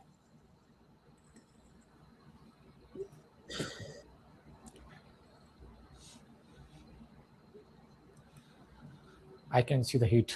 I can see her head bleeding. Santosh was outside cleaning snow off of his car early on February 25th. When he came back inside, he found his wife, Mamta, bleeding on the floor. Their one-year-old child was in the room.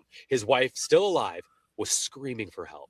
She was saying, he killed all of us. Santosh says he grabbed the child, called 911. As he went into another room, he tripped over his mother-in-law, Binda Tapta, who was lying in a pool of her own blood on the floor. Santosh says his father-in-law, Shatra Tapta, was holding this knife. The knife then swung at Santosh. He fought back. Police arrived and ordered Tapta to drop the knife. Police say he refused, and an officer opened fire. We copied shots fired. We have multiple units en route. 54-year-old Shatra Tapta was shot and killed by a Fairfax County police officer. His name was Shatra Tapta. That's ironic. Moments after killing his own wife and daughter, according to Chief Kevin Davis. I can't imagine anything would compel any human being to butcher his own family like he did. Santosh says his in-laws were having some issues back home in Nepal. The in-laws moved in with Santosh and his wife Mamta in November. Santosh has no clue what caused his father-in-law to snap. I can hear the sound. I still can hear the sound. In the days since, his family and the local Nepali community has covered Santosh with love and support. An online fundraiser has brought in nearly $50,000 to support his recovery and help care for the one-year-old son. Santosh says he could not survive without this support, but his greatest concern lies ahead, long after his cuts have healed, when he's raising his son without his wife. We had a great plan, a great future for the baby, but it could not last long for her. Reporting in Fairfax County, Drew Wilder, News 4. Damn, that's sad. That's a tough one. That's sad, man. But tonight, a community mourns the loss of a 40-year-old teacher and coach. Thanks so much for sticking with us for Fox 5 News at 11. I'm Eric Perry. Jason Hughes died Friday night after the Hall County Sheriff's Office says he was hit by a car. Now teens face charges related to his death. Fox 5's Terry Jabor has the story. Jason Hughes was a math teacher and a golf coach here at North Hall High School. People have been leaving behind flowers to remember him and also to honor his legacy. Bouquets of flowers piling up to remember 40-year-old Jason Hughes, a husband, father, teacher, coach, and mentor for students here in Hall County. Olivia Williams, a sophomore at North Hall High School, stopped by on Saturday night to show her support. Whenever somebody would need help or something, he would always make great conversation. He always had the best smile on his face, and he just seemed like such a friendly guy. According to the Hall County Sheriff's Office, a group of 5 teens, including 18-year-old Jaden Ryan Wallace, went to the house to toilet paper a home, a common prank. Deputies say when the 40-year-old man, Jason Hughes, came out of the house, the teens ran into 2 different cars to get away. Deputies say Hughes, while walking toward the street, tripped and fell into the road. Then the Sheriff's Office says he was hit by Wallace's car. The Sheriff's Office says all the teens tried to help, but Hughes was taken to the hospital and died. His death sending shock through the North Hall High School community. Damn, bro, that's what you going. Damn, bro. You going to toilet paper somebody's house. That's like 1950s shit. Like, come on, bro. But fuck it, y'all kids, y'all went to go toilet paper somebody's house. Then when you're driving away, he comes into the street and trips, and you run him over by accident.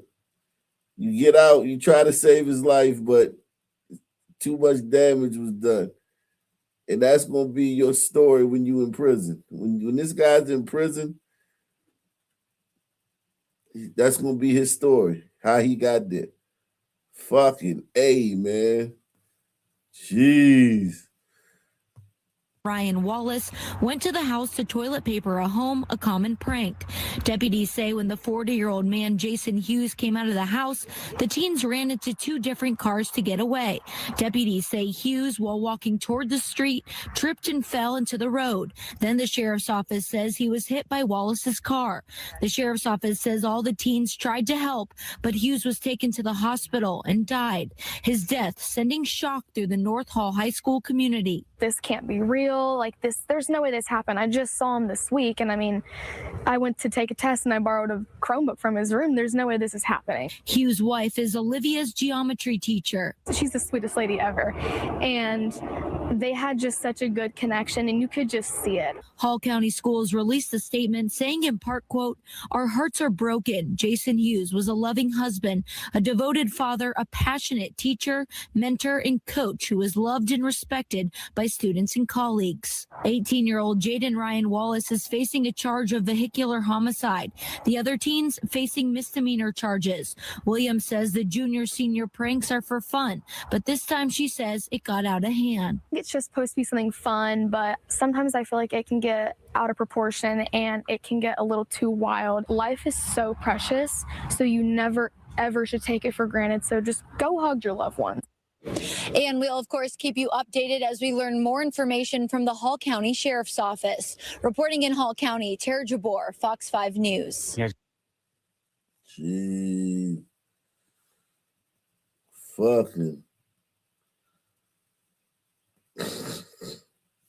story. A great-grandmother says she was traumatized after a man slapped her hard on her backside while she was grocery shopping. And she says 2 other women may have also been attacked while shopping. Who slapped this grandmother on the backside, man? Who slapped her on the backside while she was shopping? Who did it? On Brito? On Brito's kind of freaky, man. You know it wasn't the white dudes. They'd been talking about racism and shit. Who was it, on Brito?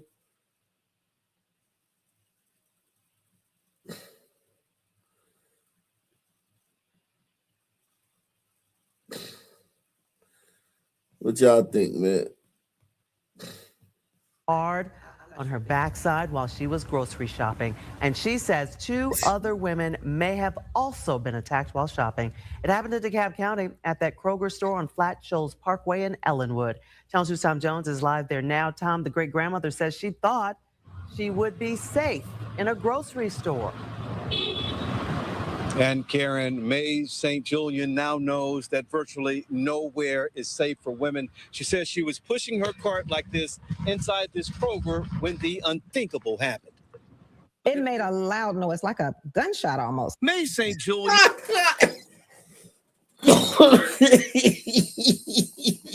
I'm sorry, man.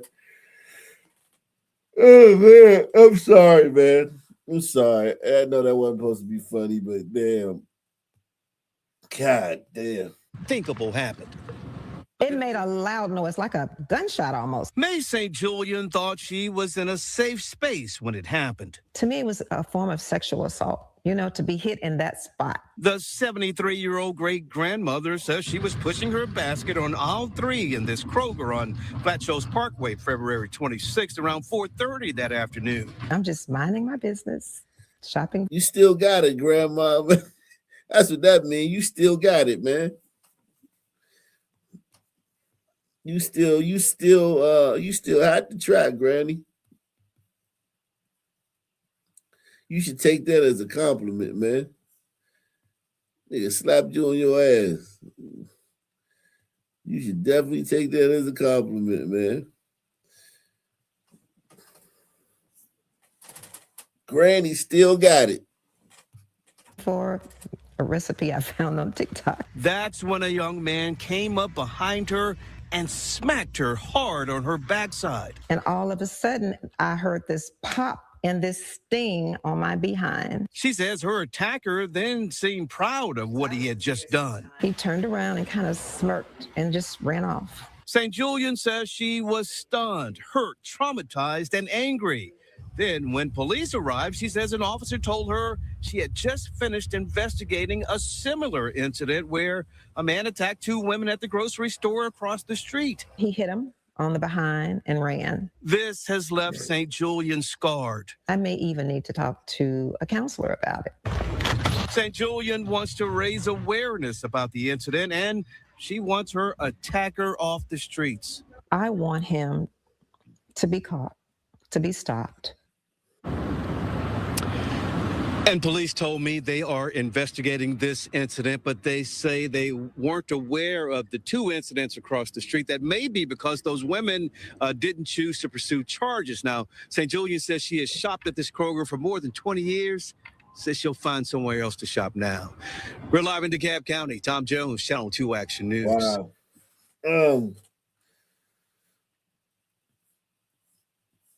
Damn. That's crazy. God, dog.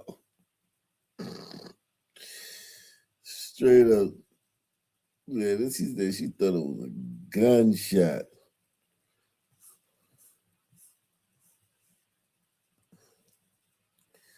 That's crazy work. She thought it was a gunshot.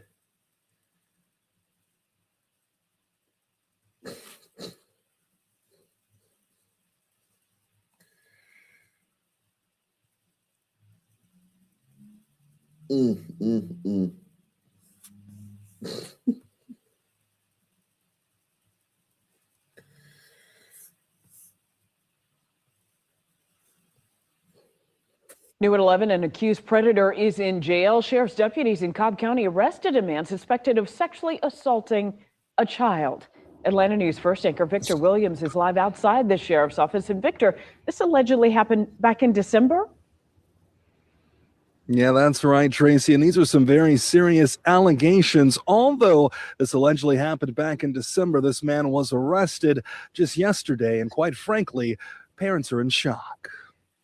Well, as a mother, I don't know how. It's a sad situation. Parents in Cobb County almost left speechless after the arrest of 41-year-old Shakeethan Wallace, who is now in custody accused of rape, aggravated child molestation, sodomy, enticing a child, and grooming a child. Allegations like these are the reason why Cobb County resident Billy Crawford puts in the extra effort to make sure his daughter is safe when going to and from school. But I got a little 11-year-old go to school, a little girl. I make sure she get off and on that bus. We don't know the exact age of the victim, but investigators say she's under the age of 16. The alleged act taking place at an apartment complex on Main Street in Kennesaw. So you just got to maintain, watch your kids, and make sure you know where they're at. But with this new digital world, there's even more ground to cover. According to the warrant, Wallace used social media and a cell phone to gain access to the underage victim, convincing them to engage in sex. It's the reason why some guardians are taking an extra look at their teen's activity. It's very important. I think that parents should pay more attention to their children when they're having these, just these cell phones and laptops and tablets and all that. Now, Wallace will be back in court in the next few days, and of course, we'll keep you updated on his legal proceedings. For now, we are live in Cobb County. Victor Williams, Atlanta News First. Wow.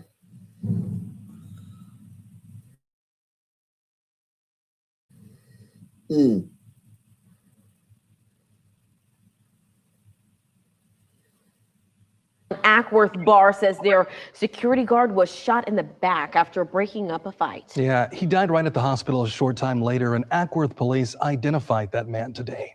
Atlanta News First reporter Justin Berger is live outside of that bar. And Justin, you spoke with the victim's college football coach. Yeah, Victor, that's right. He says 28-year-old Jordan Jones was a true leader. He was captain of his team senior year, and on Saturday morning, he was shot outside this bar while breaking up a fight involving a woman. Jeez. He's not the type of guy to see something going on, especially to somebody that's, a female getting treated the wrong way and to just get in his car and leave. Yeah, man, I feel bad for that. But he's a security guard, so he had to do that. That's his job. His job is to do that. So, he wouldn't be doing his job if he's a security guard, if he just let some bitch get beat up. Regardless of what she was getting beat up for, he still got to intervene. Brent Gilliland remembers recruiting Jordan Jones from Mountain View High School more than 10 years ago. He was just always smiling and always having fun. Now he mourns a memory. Senseless. I can't put words on it. Early Saturday, Jones broke up a fight after business hours in the parking lot behind Saddle Bar, where he worked security.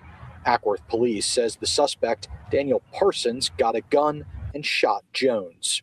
Tragic's not a word for it. It's so deeper than that. Jones was back at his alma mater substitute teaching.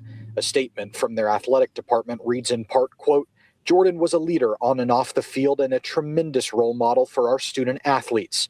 His legacy will live on in the lives he impacted. Yeah, it doesn't surprise me at all that he ended up back at his high school and pouring into young men, trying to help develop them. That doesn't surprise me one bit. Gilliland, now the athletic director at the University of West Alabama, points to Jones as the pinnacle.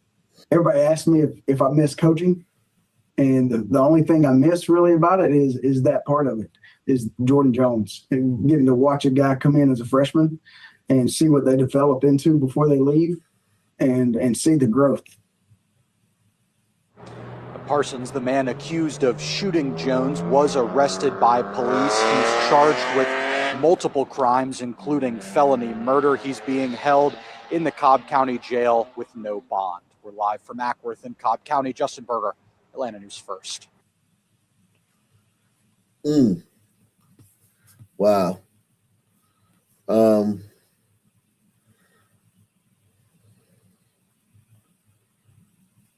That is amazing, man.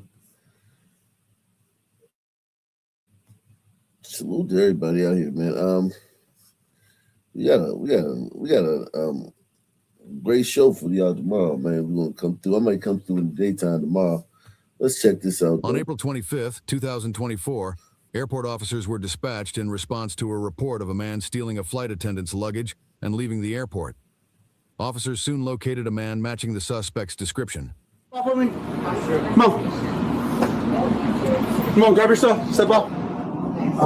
Grab your stuff. Let's go ahead and step off real quick. Go ahead and step off. Grab it. I know. I got it. We're going to bring it off. Solid service? No. Go ahead and grab that card. Go ahead and get off. I'll get the card. Just neighbor, have a seat over here, okay? So, where are you coming from? I just come from downtown. Downtown? Yep. Okay. So, were you at the airport just a minute ago? Not recently. Not recently? Okay.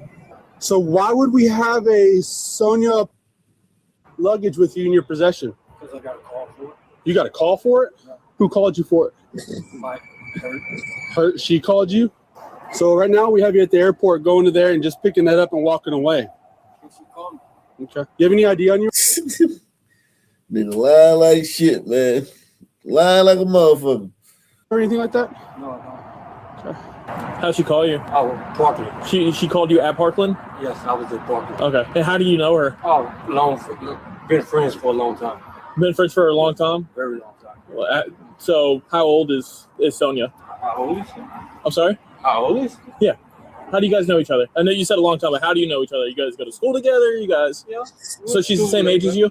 Mm-hmm. What age is that? It's been so long. You don't know your own age? Yeah, I know my age. Okay. Same age. I'm 36. Okay, so she would be 36 also, okay? Okay. Is that your hospital band? Yes. Let me see it real quick. Hey, I'm going to take a picture of it, all right? Oh. I got the spelling wrong.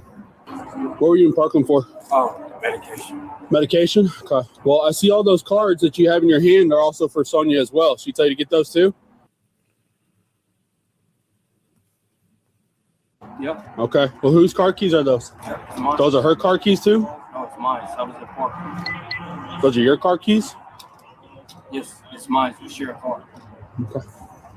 So here's the deal. So right now you're detained, okay? You're detained for an ongoing investigation for theft in progress, okay? We're going to contact Miss Sonia to see if she actually told you to come get it for her. Oh, okay. Okay? Right now would probably be the best thing to probably tell us the truth. About what? I picked up a luggage. Okay. Were you directed to? Yes. I got called. You were called? Yeah. By Sonia herself and said, hey, go pick up my luggage from the airport. I got called. How do you know Sonia? You just told us all to Long-time friend? Where'd y'all meet? Way back in high school. High school? Yes. We're the same age.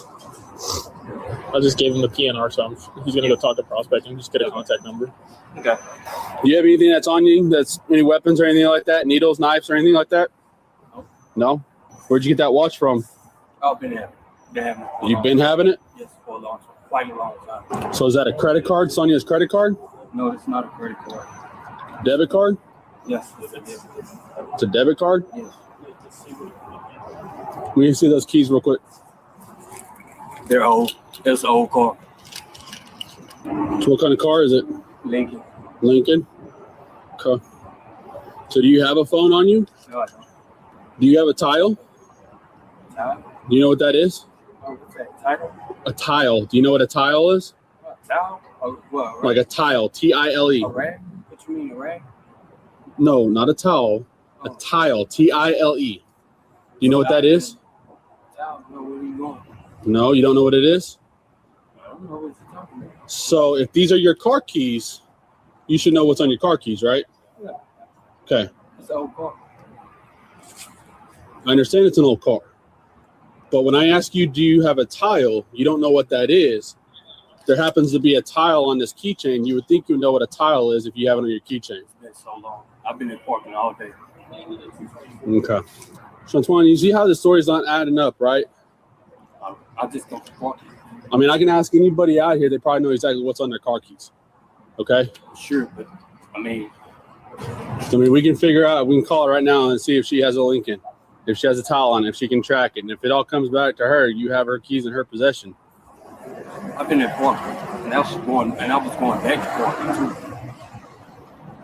So what made you come out here to the airport besides coming to pick up her stuff? Oh, I've been having a long day. So what time she call you? Oh, this way earlier, and I'm late. I was late picking it up. And what made her have you come pick up the bag instead of her picking up her own bag? It's a long frame, but she called me from the emergency. From the emergency room? Yes. Okay. Hey, we're here at the baggage claim. The bag was actually sitting next to the ticket counter. By them, it was a bag that came in earlier. The passenger's not even here. They don't have any of the information. It looks like it came in at 2:30, but I got the PNR, and actually we just looked at the bag tag and it's got a phone number, so I'm just calling that right now. All the information is on the bag, so I guess contact the victim, see what they want done. Sweet, thank you. Cool, thank you. I guess that would have been easy just to look at that. Hey, figure it out as we go. Yeah. Is this Miss Sonia? This is the Officer Chris Collins from DFW Airport Police. How are you? So we have an incident. Do you know hold on one second, let me get his name first of all. Do you know a Shantuan? Okay. Did you request anybody to pick up your bags from the airport today? Okay.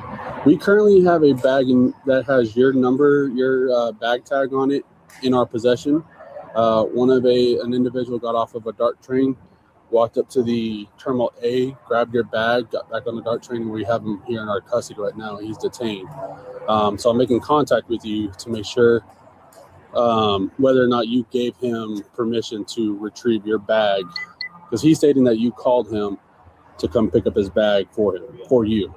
Okay. Do you happen to own a vehicle? What kind of vehicle do you own? Lincoln MKS? Okay. Do you have a tile on your keychain? Okay. It doesn't work? What about like a white watch? If I was to send you pictures of things with gold on it, yep. Okay. Do I have permission to go through your bag to make sure everything's all here? We're gonna search the individual's person to make sure what else he has on him. He does have your white watch with gold ring. He's actually currently wearing it. He said he's had that for a long time. He said the car keys was his. That's an old Lincoln. But whenever I asked him about the tile, he didn't even know what a tile was. So, which confirmed the fact that he didn't even know those were his car keys. But we're going to search him to make sure there's nothing else on him that may be yours. I know he was holding a couple credit cards in his hands when I first made contact with him. But what I'm going to do is I'm going to take a picture of everything that was on his person, and I'm going to send them to you. Let me give you a call back, and then I'll let you know everything else, okay?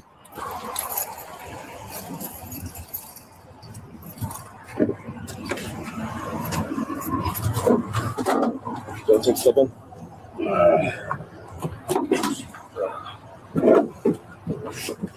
Take stuff real quick.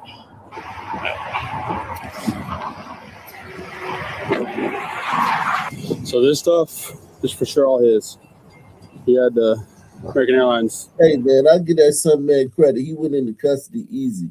That son man didn't bullshit. He didn't give the cops too much of a hard time, man. Shout out to that son man. Shout out to that son man. Salute to that son man.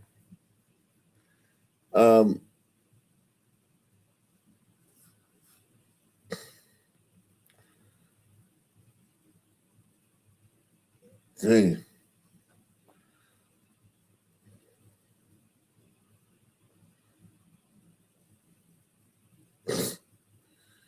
Jeez. Salute to that son man. Let's see what else we got going on.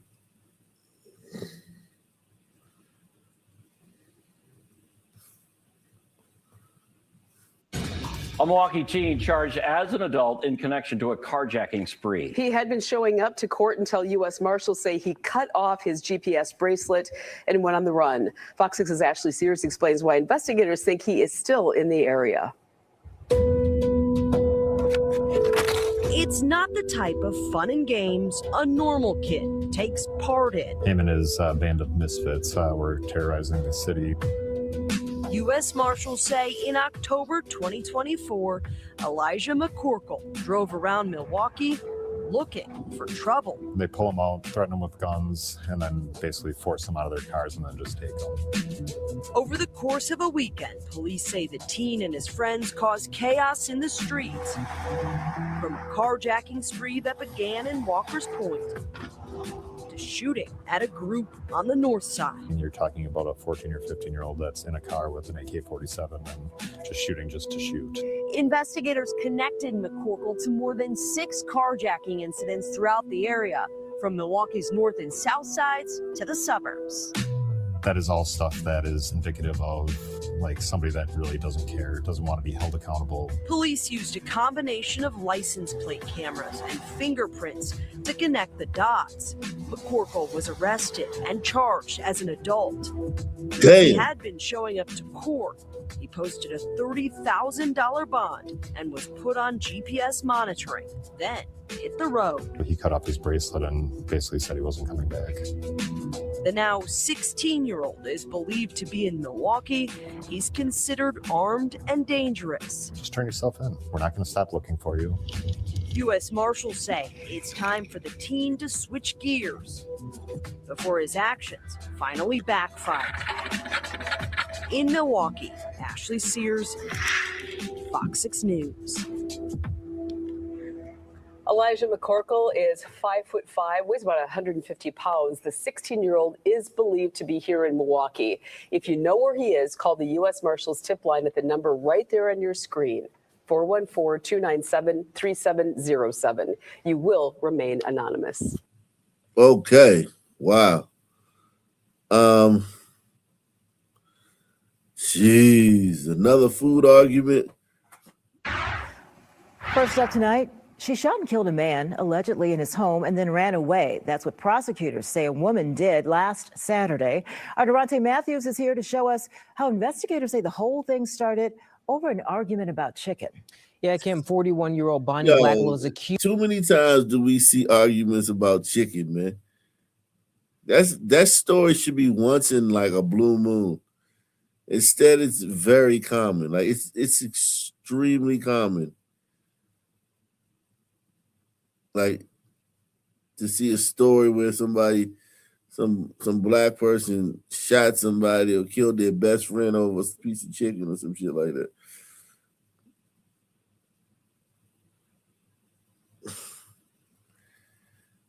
We shouldn't. We shouldn't. That should be something that, like, we should go years without seeing this story again.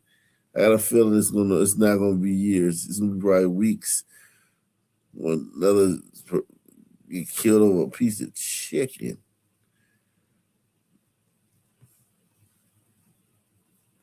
Accused of killing Charlie Collins. Court documents show she confessed to an inmate inside the jail over a recorded phone call. Investigators say she told police this all started with a fight about food. 2927 North 22nd Street. An emergency dispatch early last Saturday morning sent police to this Milwaukee home near 22nd and Locust. Investigators say a woman shot and killed a man inside, then ran away. Prosecutors say that woman was 41-year-old Bonnie Blackwell. It was around 12:30 in the morning. Court records show the victim, 63-year-old Charlie Collins, went to the porch to get food from a delivery person. A witness in the home says soon after, Blackwell came out of her bedroom and got into an argument with Collins. The witness says Blackwell then got a gun, shot Collins, and bolted out of the home. Later that day, investigators say Blackwell spoke on the phone with an inmate inside of the jail. Prosecutors say she confessed during that recorded call to killing Collins, saying, quote, "I didn't have no choice. Like, he disrespected me with his mouth. He had me, expletive, up, and I didn't have no choice." Police tracked her down 3 days. Thought that was a dude, man. She had no choice, man. He disrespected her, man. That's how black people feel, though, about disrespect. I don't have no choice, man. I had to kill you, man. What was I supposed to do? Let you disrespect me and go on my business and carry the weight of that disrespect, nah, man, I gotta kill your ass.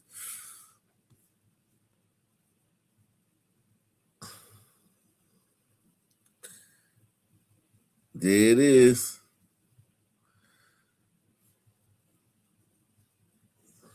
Damn.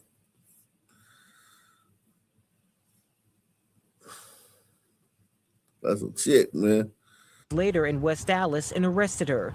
During an interview with detectives, she said the fight started after Collins claimed somebody stole his chicken. Blackwell told police she saw Dr. Pepper soda sitting on the porch, but denied stealing the chicken. The two had words. She initially claimed Collins came at her in the hallway. She backed up and the gun went off. But court documents say she later admitted to shooting Collins in the back while he walked away. Investigators say she later sold the gun to someone for $200. And court records show Blackwell is scheduled to have her initial appearance tomorrow, and that's when her bail would be set. Kim? Durante, thank you. Damn. She admitted that shit. You talk about ruining your life. Your life is going one way. It may not be the greatest, but you're in your crib chilling. This nigga bought some chicken. Somehow, I believe that bitch stole that shit. She stole the shit. Somebody, the DoorDash driver left his chicken on the porch. They do that. They say leave. You can put on leave at the door. Before he might have been asleep or something. Before he got to go out there and get it, she went out there and stole that shit and ate it and the ginger ale. He came back looking for it. He turned up. Somebody stole his motherfucking DoorDash, man. He got right to be mad. He accused her of it. That bitch blamed his ass. She sent him to the nether regions. That's fucking insane, man. Fucking A, man. She sent that nigga to the nether regions over that.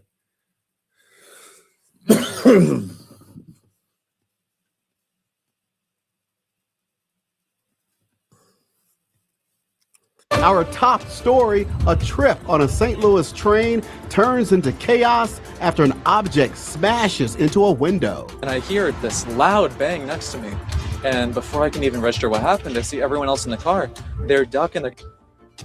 Welcome, everyone, to 5 on Your Side at 10. I'm Robert Townsend. Passengers tell 5 on Your Side they were scared for their lives. Melanie Johnson spoke to one witness who recalls being trapped and afraid he would never make it home.